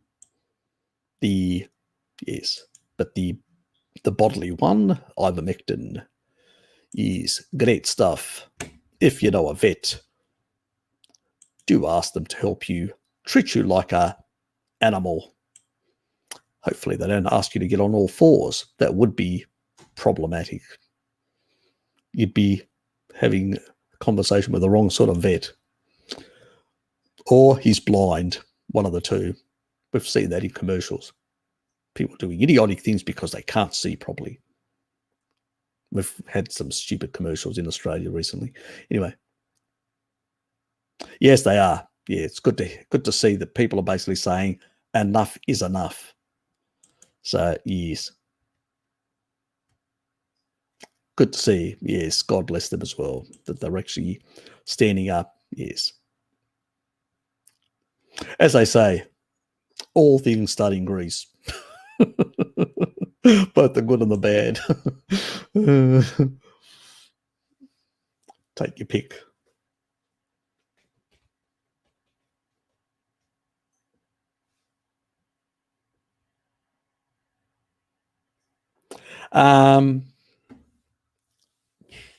We don't have any studies. Personally, we don't have any studies at all to make that claim. Remember, it is a deactivated. It's not basically the actual virus itself in that regard. And remember, these vaccines are not meant to they're meant to protect you. They're not meant to prevent you from spreading. You can still spread. That's not the purpose of a vaccine. The vaccine is a purpose to basically protect you. Problem is that the type of vaccines that these are is not the type that we normally traditionally would have made. We don't use these approaches. We don't use mRNA, DNA, or viral vector methods. These come from the oncology field. cancer, leukemia, these sort of things. They come from that oncology field where they've been used as therapeutic methods, let's say, to basically bypass, some of the immune functions of the body and get into cells to kill off cancer cells or to do things and stuff like that, to inhibit them in some way. That's what was being used. That it's being used as a method, as a vehicle to move, to take something in, the protein, and then force the body to basically replicate it a number of times. Now, obviously, the mRNA package, which is in a lipid nanoparticle, so sort of like a liposomal. It's inside the liposomal, like you have liposomals, a lipid nanoparticle, which is actually a liposomal preparation, and it's got like a vitamin D or whatever. I've talked about this before. It's the same thing. They've got it inside so it can get through into the cell, because something like the Novavax can't get into the cell because it does. It's rafted on a lipid nanoparticle, but it's not basically. And what it happens is it's got all these spikes. One thing they can't break off because they've deliberately mutated them so they can't snap off, they can't be cleaved off and spread throughout the body. Another important thing, it's a localized thing.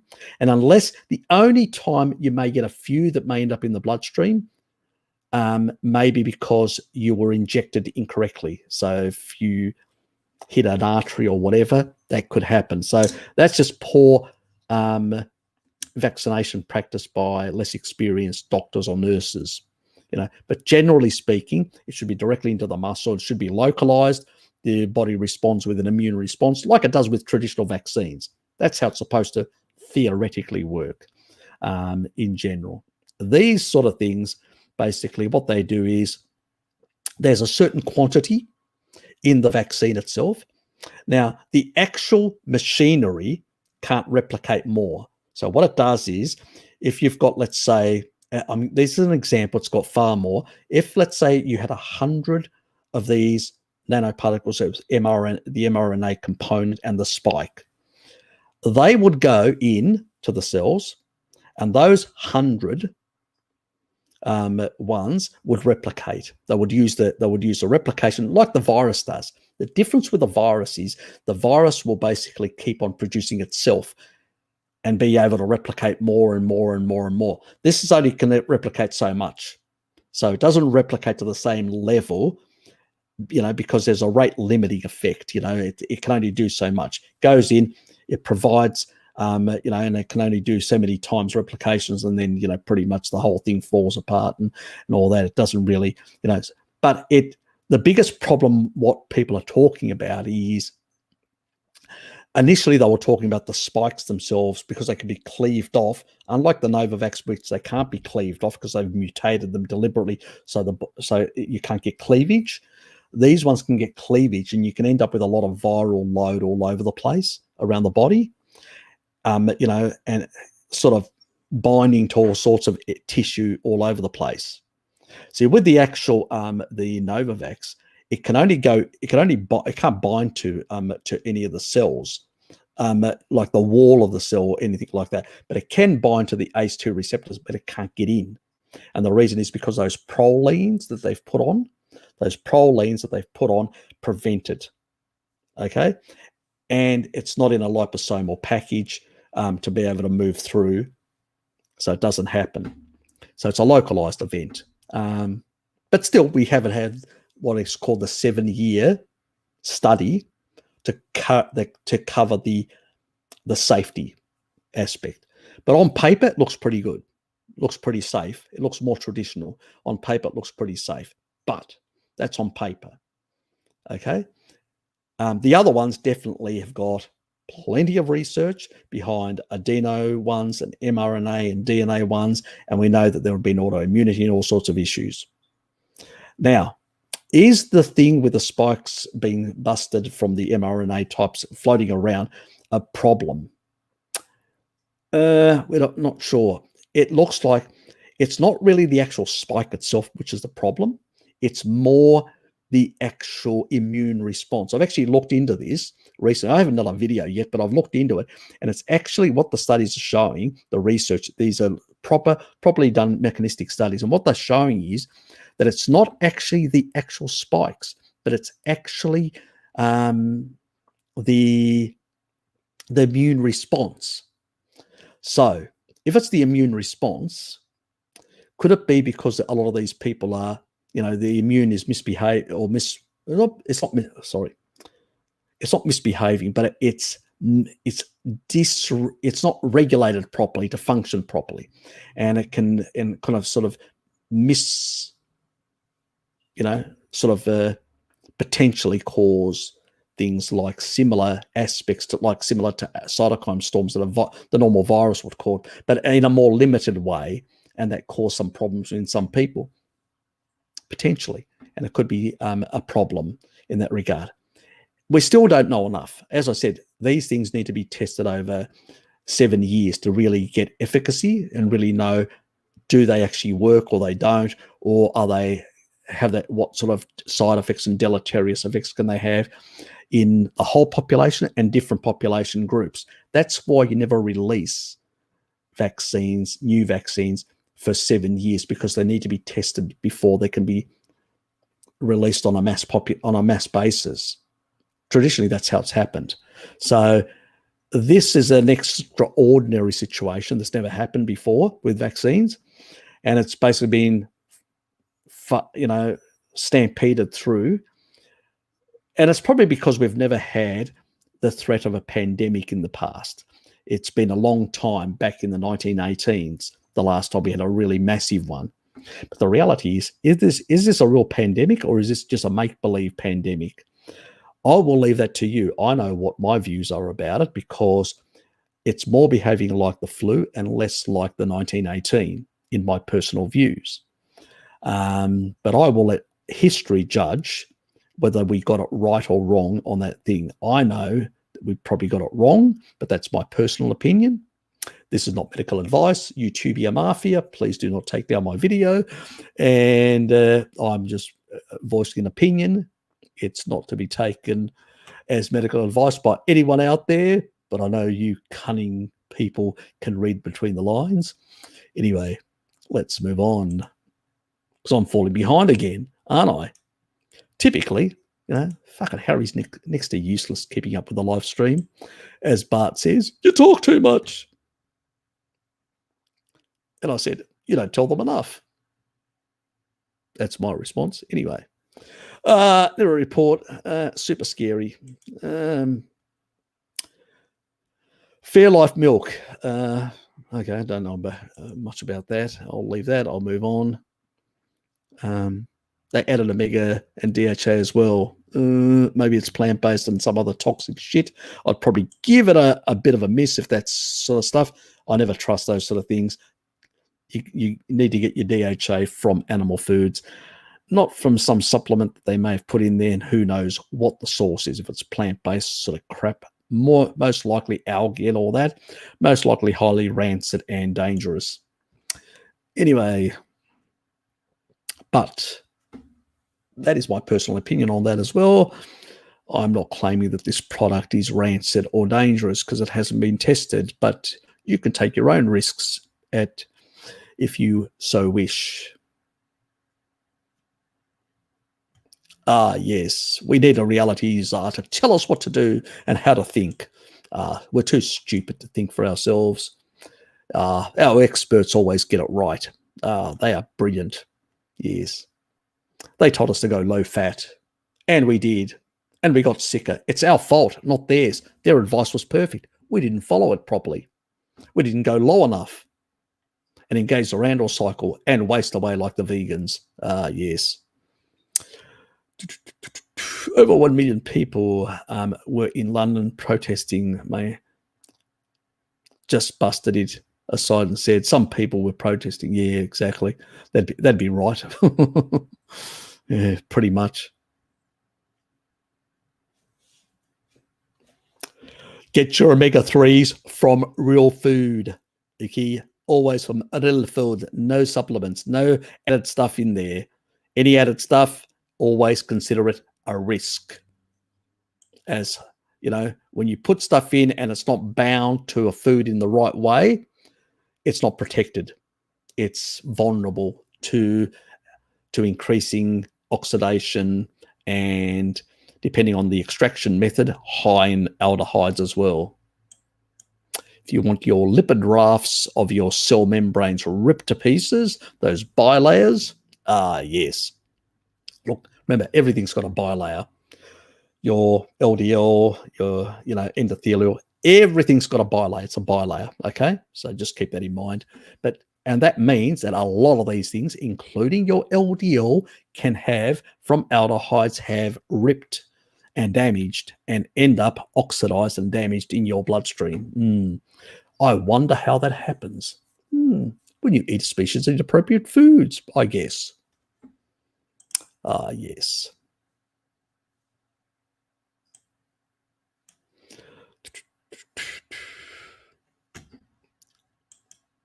Good. People are having more conversations amongst themselves about all these different oily things and whatever. Chocolate milk. Oh, God. Some of you guys really go out on a bender now and then. A non-carnivore, non-species appropriate bender is. Yes. Ivermectin can help with a lot of that sort of stuff as well. But when it comes to chemicals and stuff like that, also selenium. So selenium is in eggs, selenium is in liver, in those sort of foods as well. It's in meat as well, but in not as high concentration. In that regard, talk about all manner of exposures.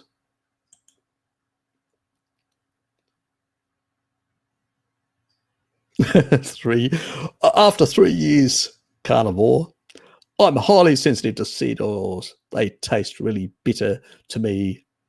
You shouldn't be even tasting them, zombie. What are you doing? Taste testing seed oils. God, next thing you'll tell me, you go to the service station and basically taste the fuel. Diesel. Ampel. BP. I hope you don't do things like that.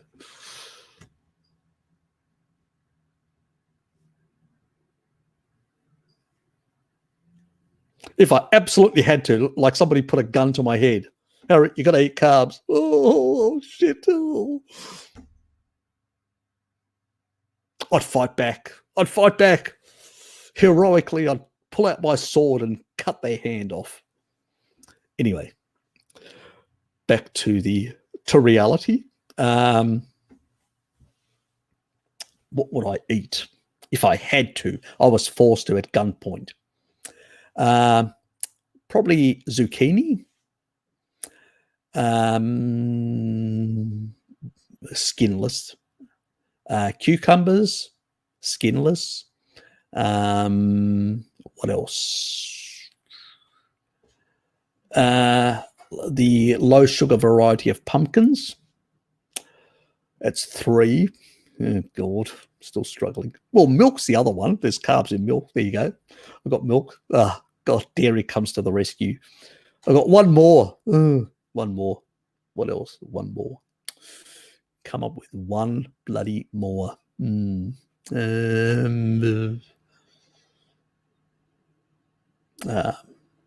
use mushroom because that's a fungus. It's not actually a plant. God, you got me there. A 5th one. Top carb equals dairy. Yeah, exactly. Yeah, probably avocado. But even avocado's got a few, let's say a few anti-nutrients. But anyway, yes, let's say avocado tastes better than some of the other shit. And it is low carb as well. So yeah, that'd be probably my 5. If I could think, if I was held at gunpoint and I had to eat something carbish. Yes, the pickles, that's the cucumber thing. Yes. I actually do have. Dad, when I ever turn up at Dad's place, and he's always got cucumbers, and I usually have a few when I actually go and have a meal with him, and that's usually every second Sunday. I do visit him other days, but that's only to drop in, have a coffee and a bit of a chat. But he does invite me around every fortnight, cooks for me specifically. And yes, it's usually pork, feta cheese, and pickled cucumbers. So, and they're actually basically, they're a German variety. That means but they've got no crappiness, no preservatives, nothing in them. They're just basically pickled, organic, and unpasteurized. So it's basically sort of like the traditional type. There's another Polish one as well that is also basically, it's not organic. Well, I don't know whether it's organic. They don't say it's organic. They just say basically that it's unpasteurized as well. And that's quite nice as well. So sometimes Dad gets either the German one or the Polish one. So both are nice. So in that regard. And so that's probably my least egregious indiscretion occasionally in that regard. Not that I'm not as I said, I've never claimed to be a strict carnivore. I still do have my cheats now and then. And that's the reason why I've got the lactoferrin. You know why I've got the lactoferrin? It's when I have my cheats. Somebody's birthday comes up and you got to be, you turn up and you go, So I usually keep the lactoferrin. I'll have a couple of doses and basically, one before, one after when I return home and feel guilty. The gods of carnivory are going to come down and give me a beating. It's uncooked. It tastes stale, rancid, but cooked, it tastes bitter. You know too much about this sort of stuff. What's diesel taste like? Please tell us. I've never tasted it. There's too much about oils. Yes.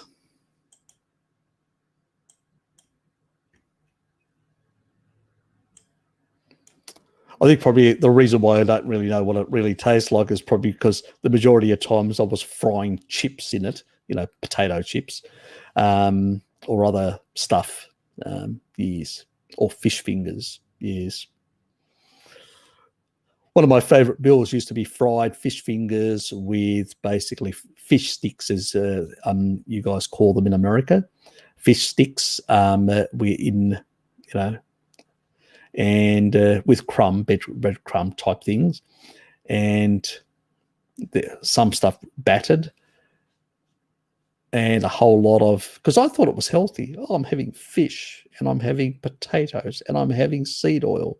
How healthy is that? Yes. None of that red meat, awful red meat. Yes. Yes, I thought I was being so healthy. Yes. Did I know? Yes. And then 2 decades later, I was having my chest ripped open. Yes. I definitely learnt my lesson. I love what the cardiologist said. Mr. Serpanos, you're a 5% anomaly. You don't have high blood sugar. You don't have high, cholesterol, LDL, or you've got good levels, fairly average levels of HDL. You don't have high triglycerides. One thing that I didn't know at the time, I should have said, I do have high oils inside me. Did you measure the oils? But I didn't know back then. I was completely an ignoramus when it came to that sort of shit. Yeah, you got to be careful with cosmetics. There's a lot of crap in that sort of stuff. You got to be careful. They don't give a shit. They put all sorts of shit in that sort of things. Yes. Soya-based candles. What? Stupid new trend. What, they're making soya-based candles. God. So just to push the estrogenic effects out, inhale. So what does it do? You inhale and basically grow a horn. Grow man boobs if you're a male, and grow a penis if you're a woman. Oops. Yeah. Lost myself for a moment there. Back to normality. Joe, how are you, mate? Good to see you. Definitely none for me these days as well. Yes. Nothing like, yes, butter and bacon grease. Actually, I'll be making shortly some really nice bacon. I'll be having bacon for lunch. Yes. I had lamb yesterday, so I pigged out on lamb. And today I'll be pigging out on the, bacon. So I'm looking forward to it. So I've got quite a bit of bacon, I think it's about half a kilo. So, which is, got to remember these things. Is 1.1 pounds of bacon. So I'm having a bit over a pound of bacon. And I'm going to really enjoy that, and I'm going to pig out on that. I've got some really nice raw cheese as well. It's a yellow cheese. It's an Italian raw cheese. It's really nice. It's the outer crust. It's got a really strong, hard crust, but the inside is creamy yellow. Very similar to what, like brie, but it's white. Brie's white, but this is a yellowy, creamy type thing. Decadent, absolute decadent. So yes, I'll be putting my pig outfit on, my little tail and everything, and I'll be basically really pigging out.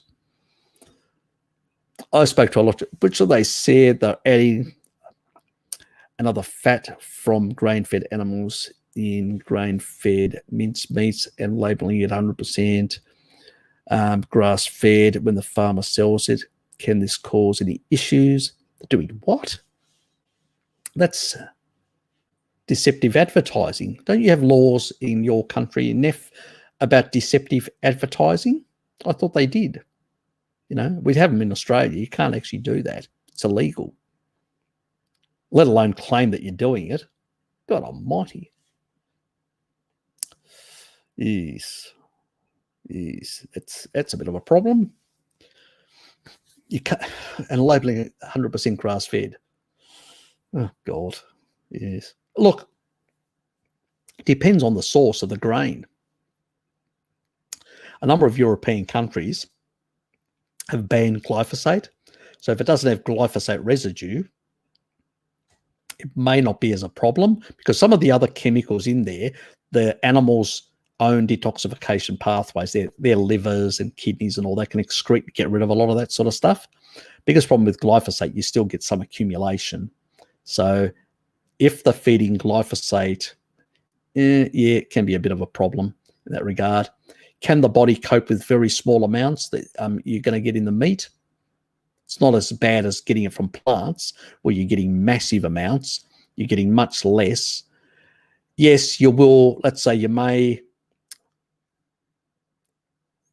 Look, I saw on a blog once, somebody said that if you eat a grain-fed animal, you may lose 10 to 15% of your gut microbiome, numbers, but then they'll recover back again in that regard. Now, I don't know how correct that is in that regard.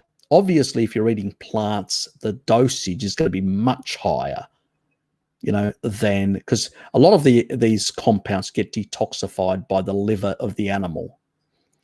So, and most of the farmers, before they slaughter the animals, they usually don't feed them, because they don't want to have to deal with a lot of food stuff in their stomach. So most of that usually gets detoxified by the body, but they will have some residue. That's true. And so that small residue is probably small enough to cause just small light effects, but nothing major in that regard. I've looked at some research, but it doesn't actually show any massive, small amounts of glyphosate don't cause really massive amounts. And this is what a lot of the industry use. They say, oh, they put small amounts. They go, oh, look, it doesn't cause any problems to the gut. Yeah, because you put small amounts. And it's probably the same sort of levels you would get if you just eat animal foods that are grain-fed. You'd get similar levels, which the body can sort of cope in that regard, especially if they allow these researchers, the body, a couple of hours, and then they test it. By then, a lot of these bacteria have repopulated or grown again. So they haven't actually. It's the constant assault of big amounts of grains, actual grains that are glyphosate ridden. That big assault is the thing that really decimates your gut microbiome. So think basically vegetarian, vegan eater is going to do far more damage in that regard. But then again, I try to keep as clean as possible nowadays because I've suffered in the past gut problems and all that, and I don't want to go back there. But then again, I'm not as concerned. And if somebody's needs to, I would always, even if it's got a very small amount, if it's grain-fed, I would rather somebody eat grain-fed than eat plants. Plants are going to be a hell of a lot worse. So I'd rather somebody eat, grain-fed if they're in a food desert and they've got access to nothing else. So, yeah.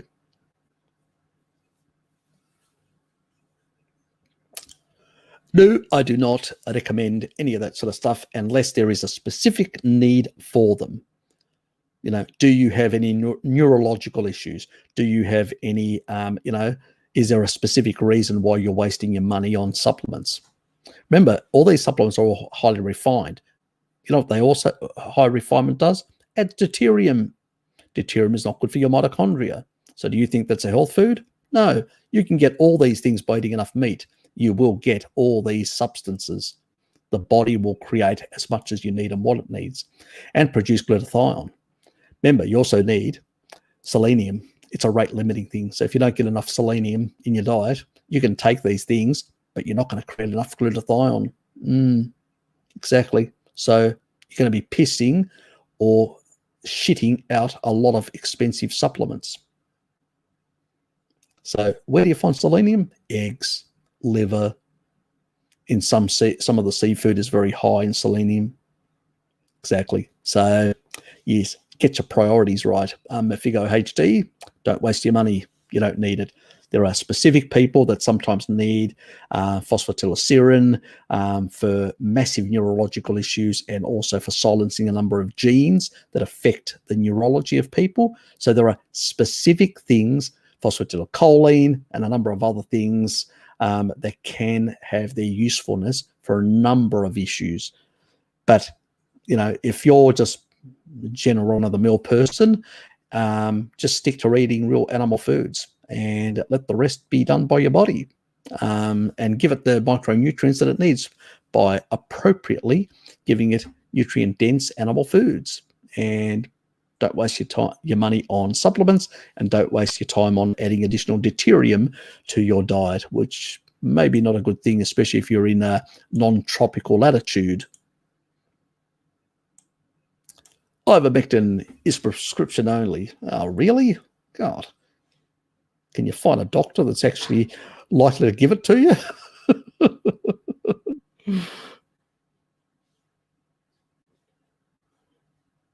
Okay. Good luck. I hope you.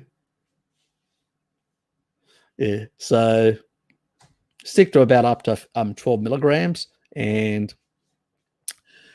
basically, yeah, that should, and you only have to do it a couple of weeks and a month or so. But obviously, you've got to get rid of the actual mold. If you've still got mold in there, you've still got to be basically being exposed. Keep that in mind. So yeah, really important.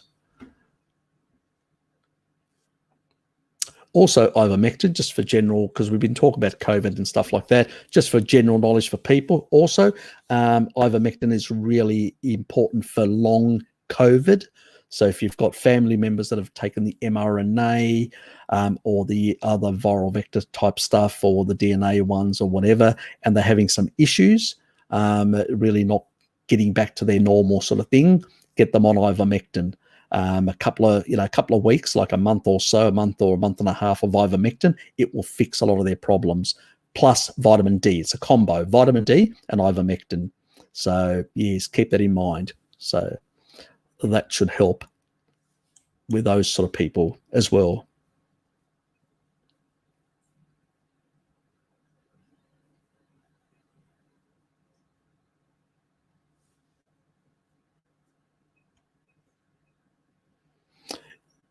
Yeah, so I probably need to do that video that I've been neglecting to do. There are plants that can basically limit the growth of mold in homes. So you can actually put the sort of ferns. There are a number of ferns that do that, but you have to be careful which ferns, because some ferns can actually kill the pets, so you got to be careful which ones you pick. So that's the other thing. I need to do that. I'm just too many bloody things to do. Not enough hours. Oh God. I'm not going to promise anything, because I'm giving up on promising things, because I'm always running out of bloody time. Sorry guys, but it's just the reality. What about ivermectin? You can pick it up at the feed store for horses. It comes in a paste. I saw a guy explaining how much a human would need to take, but it seems weird taking horse meds. Well, it is a mammal. All mammals respond very similar and all that. But as I said, you've got to be very careful with animal dosages.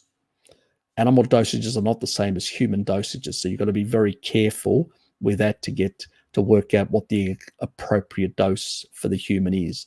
So that's my only concern. If it's down in milligrams and you know the exact milligram dosage, yep, the safest dose is about 3 milligrams per day. You can sort of go up to, for a limited period of time, up to about 12. I don't really recommend ivermectin long-term continuously. It does have some side effects for extensive usage. You need to fix the problem rather than continually taking a supplement. And the other thing is, it does interact with certain pathways, and there could be an issue as well. So if you're on meds, that's another thing. You've got to be very careful as well. So you've got to talk to a practitioner and find out, or do your research and find out whether the meds you take interact negatively with ivermectin or not. So I've heard on a blog somebody mentioning a couple of meds, but I don't know enough about them, so I can't actually provide any advice on that, or any recommendation, or any comment or view. All I can say is go and find out, or go and see your doctor.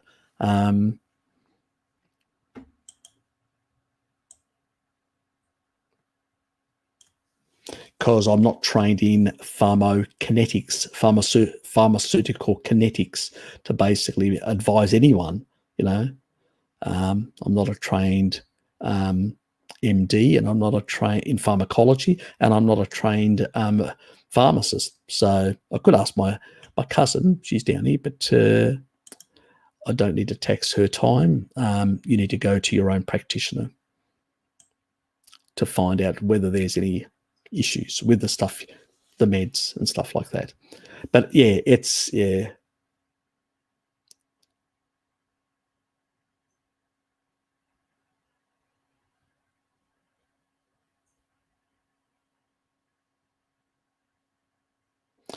could have deficiencies. Add some organ meats. Sometimes the skin issues can be issues due to low, not enough taurine, may have been deprived, or may have exposures to things that are depleting the taurine of the actual animal. Most cases, if you're just feeding the animal just red meat, it's not enough taurine. Remember, we biosynthesis, the cats actually need to get it from the diet. So with cats, you basically need to feed them out organ meats. Absolutely. What do you think the cats, the lions, when they attack an animal, they go for the organ meats, that middle part. They eat all the organ meats first of all. Taurine, they can't synthesize. They need to get it from the diet and a couple of other important nutrients. Yes, very important. Feed your cat organ meats. My cat is a mix of 40 meat, 40 heart, 10 liver. Okay. I would go basically 25 liver, because heart is also a muscle meat in a sense, and probably go 35 and then 30. I think I did the calculations. Probably about a third of each sort of thing. That would be the easiest way, about a third of each. And do that for a while, and then for a couple of months, do it on at that level, and then you can drop back to a quarter for the liver, but because it may still have some underlying deficiencies.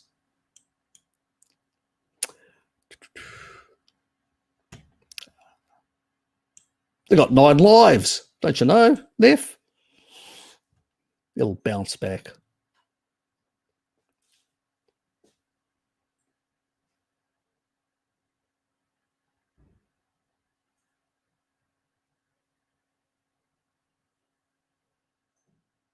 That's very good. It's very good.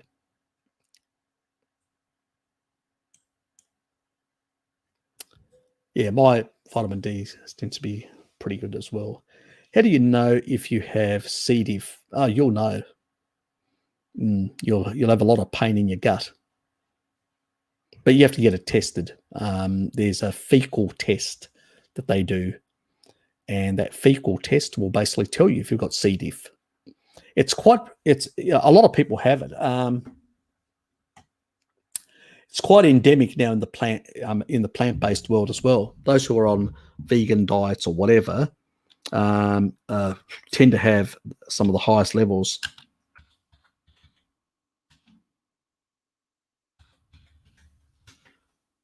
So it's estimated in CDC. This is a CDC, not me saying this.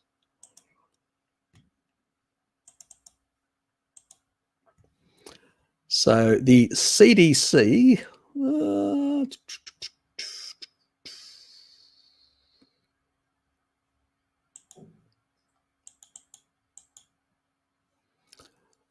so this is back in the major treatment 2017. There were estimated 223,900 cases in hospitalized patients and 12,800 deaths in the United States.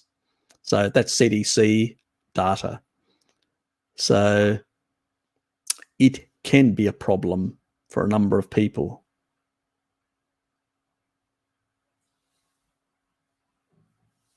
So where is C. diff most prevalent? Majority of C. diff infections occur in people who are recently been in a healthcare setting, including hospitals, nursing homes, long-term care facilities, where germs spread easily. Antibiotic use is common, and people are especially vulnerable to infections. This is the word here, where antibiotic use is common. So we know what we're talking about here. We're killing off all the beneficial bacteria, lactobacillus and all the other stuff, and allowing C. diff to take root. Yeah, basically. Yes, we do it to ourselves.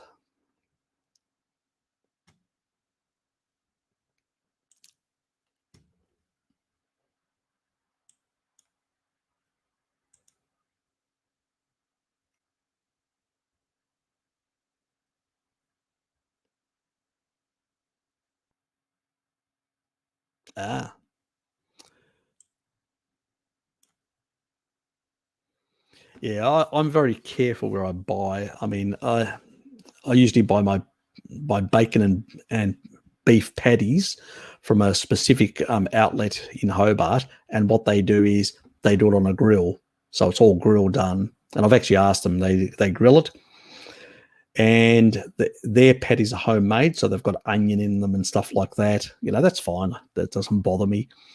And they are really nice. I buy 2 beef patties and a whole lot of bacon on top, which is on the grill done, and it cost me $10. So if I forget my food and I really want, I go and get yes, I spoil myself out. That's a fair quantity of meat for, half decent price when you consider, you go and get a burger, a good quality burger we're talking about, you're going to be paying, $5-6. So to get all that sort of meat and all that, 2 patties that would be in one of these burgers, because they sell them for about $6.50. So basically the majority of the cost is, yes.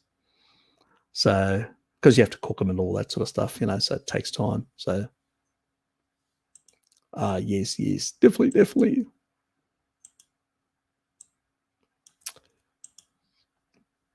Yeah, olives, they're pretty good as a source of vitamin E. That's why, as well.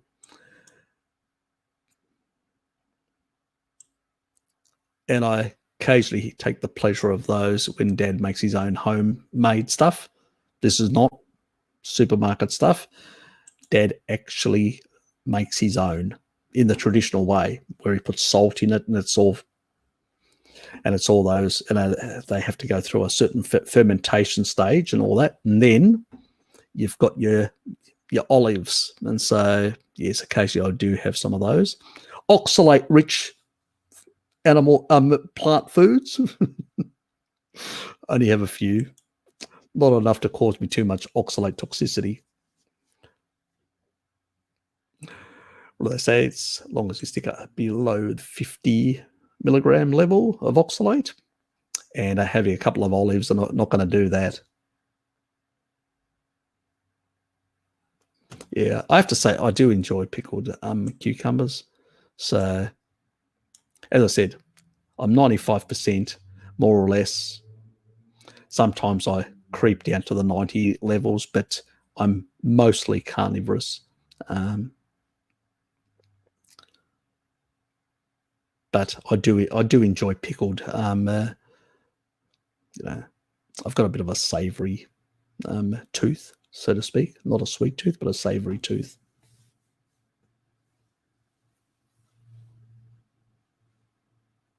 Yeah, that sounds good. Yeah. The only thing that I've fried in is lard. I've used beef tallow, like for frying, like a steak, like putting a bit of beef tallow down or butter or stuff like, and frying, but actually having quite a bit of a quantity of oil in there. I've only done it with lard. So I went and got a whole lot of blocks of lard, large blocks of lard, and actually used it in a fryer. So that's the only thing that I've actually used, like deep frying type thing. And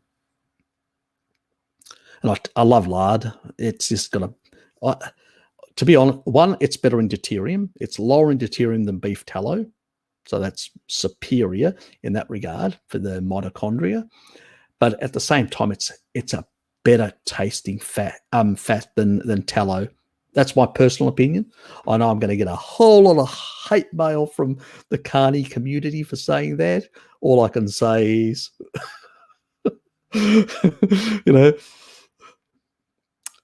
mine is all, foraged lard. So, foraging animals that are not in pig pens and all that. I just like to be free range and free living and enjoy their lives until their end. And then they become my food. Yes. I've just outsourced the hunting nowadays. But at the end of the day, I do enjoy a bit of chicken myself now and then. I have to say, the last time I actually did fried chicken in lard would be, I can't even remember. It's been a long time. I actually should do that again. That was actually nice. It actually was nice. And I've got pork crumble, like, you know, the pork crumbling thing that I actually and I could actually, with egg, I could combine that around it and fry it. Maybe I should do that on Wednesday. Food for thought. Making myself hungry. We're nearly there. In about 5 minutes, I'm going to pull the plug. Yes. I want to go and make some food because I need to meet up with Ling to go for a bit of a walk after. So I have to cook, eat, and then be mobile.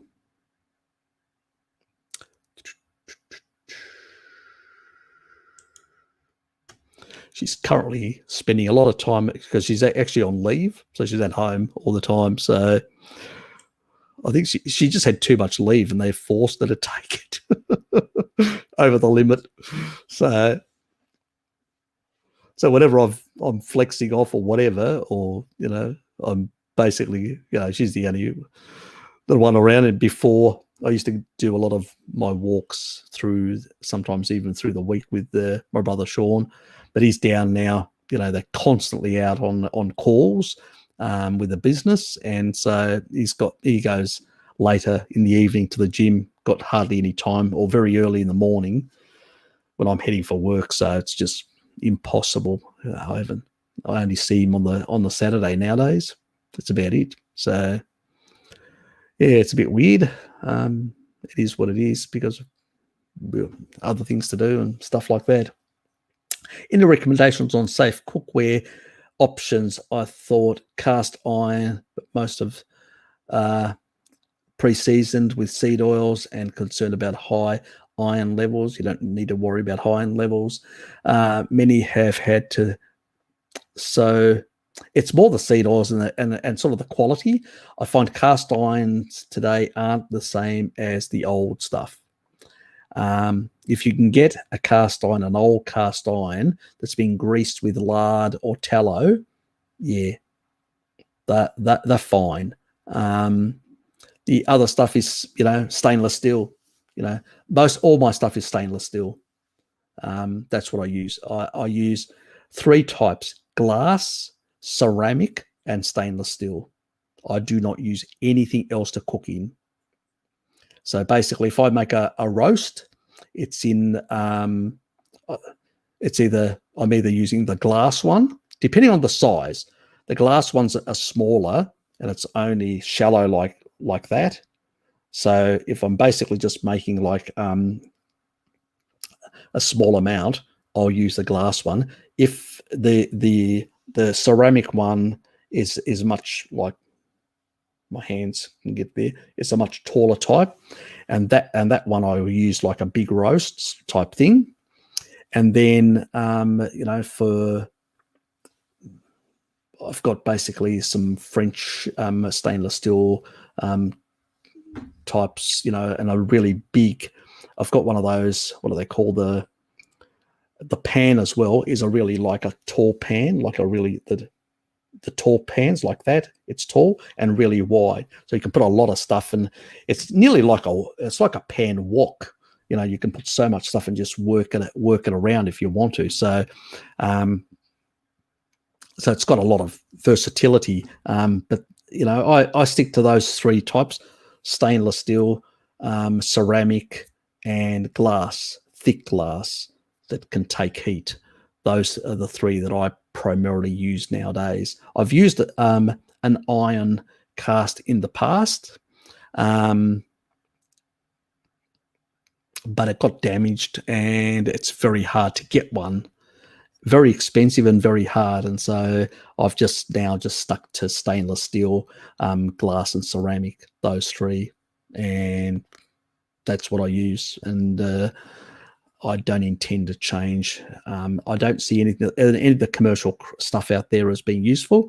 And if you're going to use an air fryer, the other thing is get a stainless steel one, because a lot of the other commercial ones have got surfaced stuff with a whole lot of chemicals, or they have the non-stick shit or whatever, and they are problematic. So if you're going to get an air fryer, make sure the interior in the air fryer is all stainless steel and all the other parts are all stainless steel. Do not use any of the other stuff.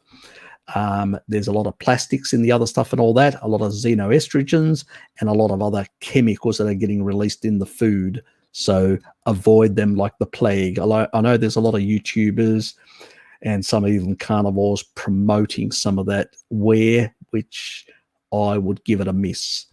I would go for only, if you're going to use an air fryer, only stainless steel.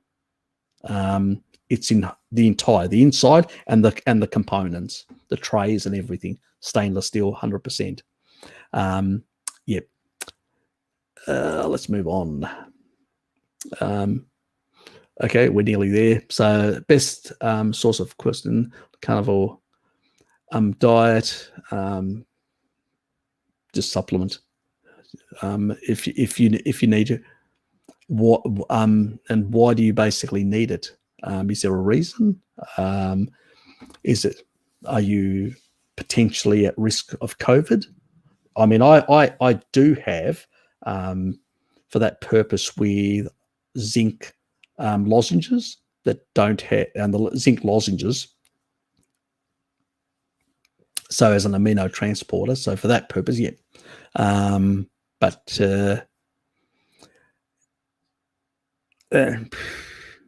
it does seem to also enhance slightly fisetin's effect, but then again, there are some issues there that I'm still investigating.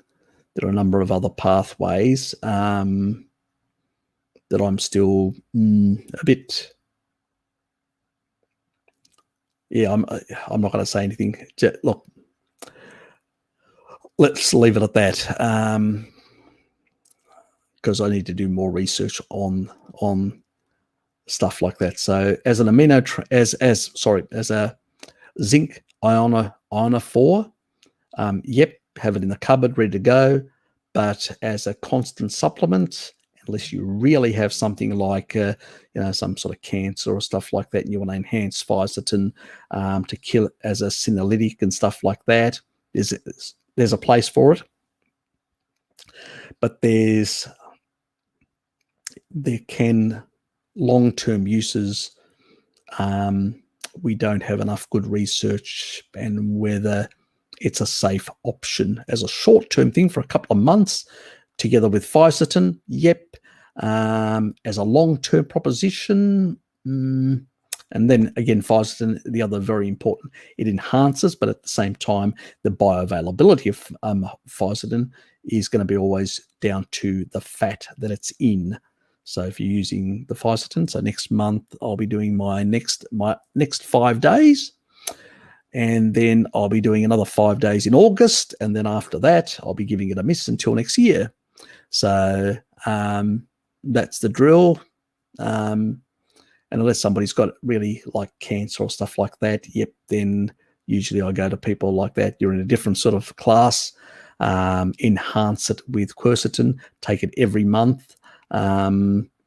Those 5 first days, and try and actually kill off as many of the cancer cells as possible. So that's it depends on people's circumstances. Now, those people are not trying to build tissue. They're not basically trying to impede that. Their focus isn't sort of, I don't want to impede mTOR too much because I want to build more muscle.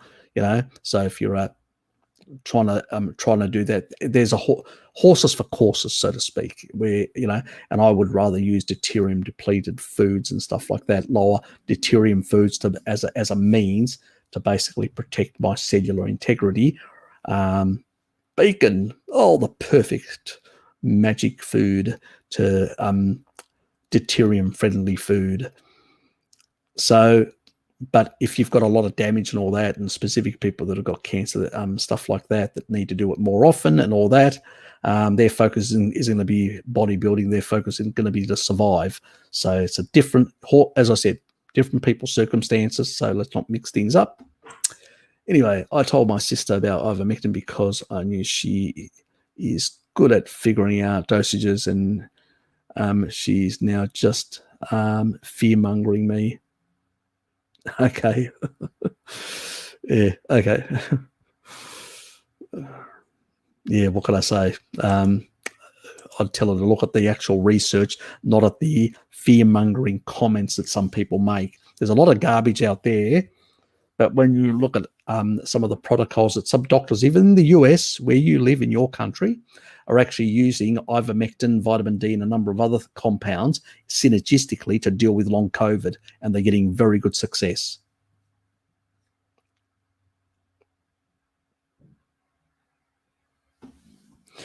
My cat always only eats the heads of birds. It wants that good nutrition of cholesterol and a whole lot of other phospholipids and all sorts of other important nutrients. Yes. It's a brainy cat. That's all I can say. Yes. God, am I that far behind? Fuck me. I just realized. Oops. I'm not that far. I'm not that far. Okay. I'm getting there. I'm getting there at long friggin' last. How long do you think you need to take restrain? 6 months. She loves the brains. Good for her. Smart pussy. Some of the chemicals that they use in those ceramic coated stuff can be problematic and they can leach. So I'm talking about actual, the old traditional ceramic or where they've got that sort of the traditional ceramic type. That's what I'm talking about, which is made of mud and stuff like that. No other, stuff in there, please. No chemicals or anything like that. We're talking about traditional ceramics.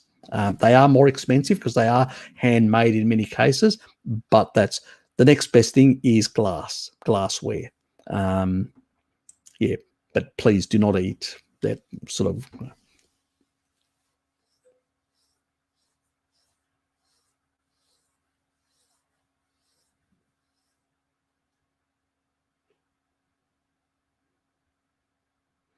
Yeah, lard is just. It is. It's the bee's knees. It's definitely the best.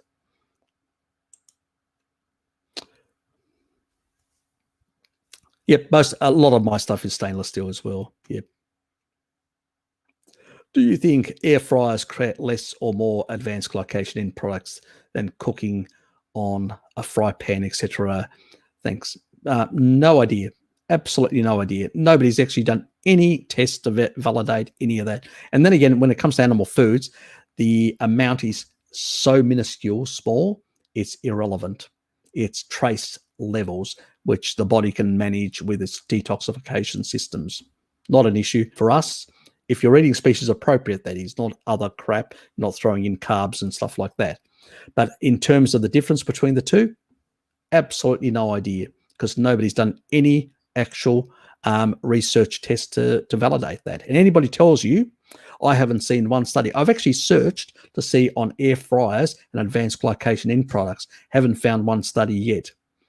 So if somebody's come across one, please email it to me because I would love to know. But no idea. I suspect it would not be much different, but I could be completely wrong. It could be less, it could be more, and then it depends on what sort of fat or oil they've used then as well.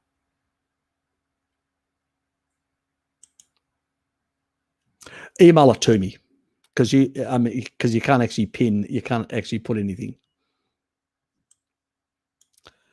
Email it to me. You know that my email account, what it is.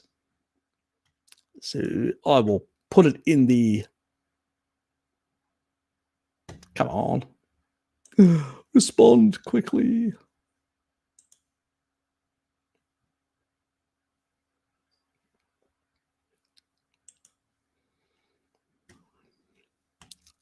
Yes, there's some lovely rats.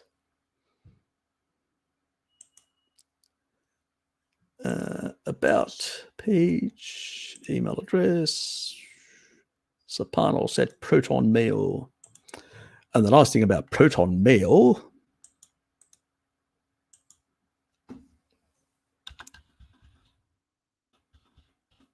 oops.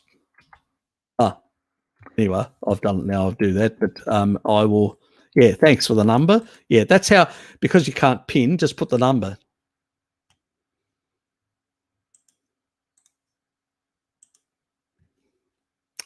I will check it out. Effects of treatment of air fryers, a novel technology.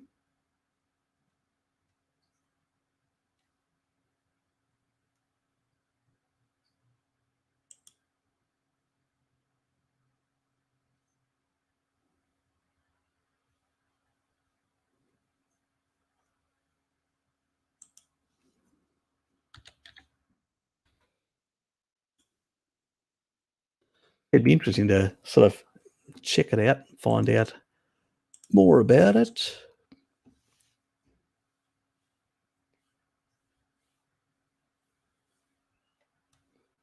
Okay, acrylamide production by 80%. Interesting. In fried potatoes. AG, please. You're not frying those potatoes, are you?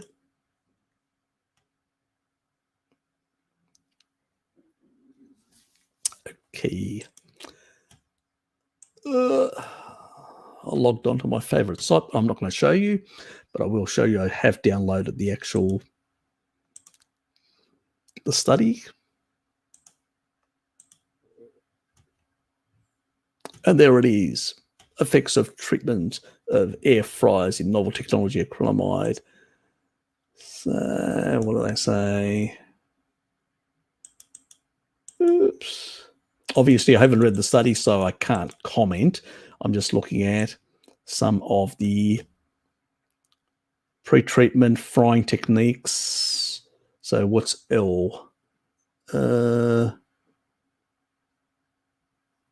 Treatment frying techniques. Initially reducing sugar on A, B, and changing along fryers. What they?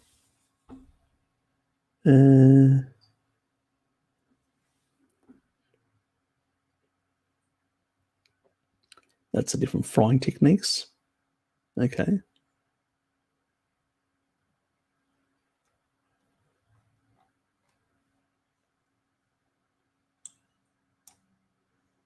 Deep oil frying. So deep oil frying. There's a lot of variation there. That's the time they're fried in deep oil fryers. So, and then statistically, I mean, that's not very significant, the difference between a deep oil fryer and an air fryer. And what's deep frying without any treatment control, 60 minutes in room temperature, distilled water, balanced citric acid. So they're putting citric acid there as a sort of a vitamin C type thing, I suspect. Low, medium, reducing sugar content in raw potatoes. So all this is done in raw potatoes.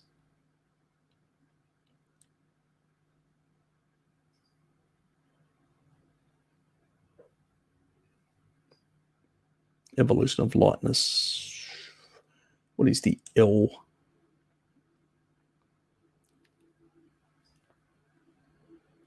Is that L value? Is that L value? So I don't have to actually try and find. Is that the acrylamide sort of value that they're talking about, or is it some other thing? There's the L star.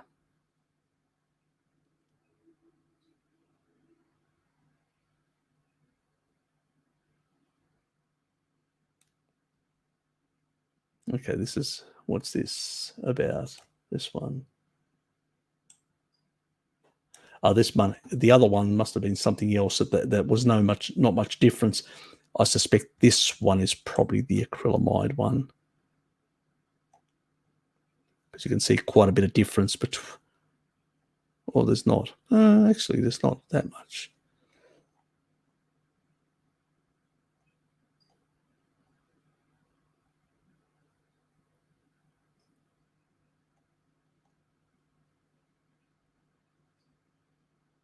Which they'd put like headers on that. Anyway, I'll have to look at it.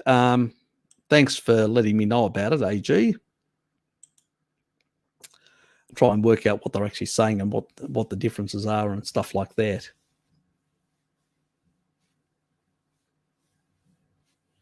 Yeah, interesting. Yeah, I'll have to look into it and see what else, what other effects and the differences, because sometimes you may have a reduction in acrylamides, but you may have an increase in something else, or that's the only positive thing and the rest of it's all negative, or just as bad.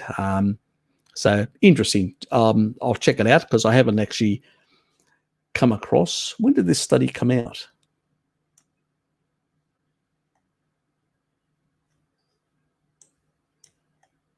How did I miss this one? It's got a hyphen in the air frying. Maybe that's the reason why it didn't come up. Anyway, it is what it is. So now that I've got it, I do appreciate, 215, I do appreciate it. So 6 years I've been in the absolute unaware of it. Oh, look, I don't know until I read it how good it is and how it was actually constructed and done. Because you got to, with all studies, sometimes we find studies like me and Bart and and others, and look at them, and then they don't provide you the data, or they don't provide you enough information how they actually constructed it, the methods that they used, some of the raw data information, stuff like that. So you can actually check, have they actually manipulated the data? And usually Bart is really good at statistics because he can actually notice when things don't calculate properly. And then he goes, they've actually manipulated here. And sometimes they actually say that we've adjusted. The moment somebody's adjusted data, hold on. So you didn't go on the raw data. It's like the modelers, oh, we've adjusted the model. Hold on. What are all the actual, the actual stations that are not affected by confounding variables? What are they saying?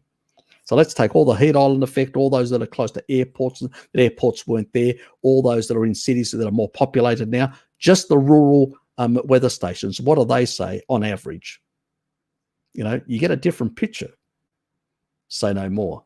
But anyway, it doesn't look as abysmally bad. It seems more like that seasonal effect where in the 1930s, 1920s, 30s, the temperature was much higher. Then it came down and we thought we were heading for another ice age in the 70s, and then it went up. So it's more this, and I think also to some extent, this effect of the magnetosphere reversal and weakening at the poles is why the poles are getting warmer for that effect, because they're allowing more UV in. So it makes sense. It makes more logical sense than the nonsense that they're coming up with their models. And they think they have Star Trek technology to work out exactly what every molecule in the world is doing. They can model it. They know exactly. Yes, they are like gods. Bullshit. Yes. Bullshit could walk. You'd be seeing a lot of it walking around with these people around. Anyway, guys, thanks for being here. Appreciate it. It's nearly 3. I'm way beyond my point. I need to start cooking some food and having a meal before it's too late and I miss out, and then I'm hungry after my long walk. Anyway, I'm out of here. Thanks, guys, for being here. Appreciate it. Take care, and I'll see you guys next week. I may, because I do have Wednesday off, I may do an impromptu evening, live stream. So it'll be later in the evening, which means that you guys will just be waking up in stateside, just dragging yourselves out of bed. So, you may have Harry to wake you up in the morning on that day. Anyway, thanks, Joe. Appreciate it. And you're welcome, Neff. So that's about it, guys. There's a couple of other things that have cropped up. People making some nonsensical stuff about protein and stuff like that, and a few other things that have sort of fallout that have come out of my recent videos. So I'm going to basically be doing another one on those points to sort of nail the damn point down. I've actually asked the person, I've challenged the person, said to him, please send me your research that you've actually come up with these sort of nonsensical arguments. We'll see. Do I receive something by Wednesday or not? Unlikely is my suspicion. I've done that before and I've never heard back from that person again. It doesn't surprise me. You know, it's usually they've heard it somewhere and they're just regurgitating the same crap with no research or proof to back what they're actually saying. They heard it from one of their gurus. Ah, yes, those gurus that know everything. Science doesn't. Research is useless. Listen to the gurus. Anyway, I'm out of here. See you guys.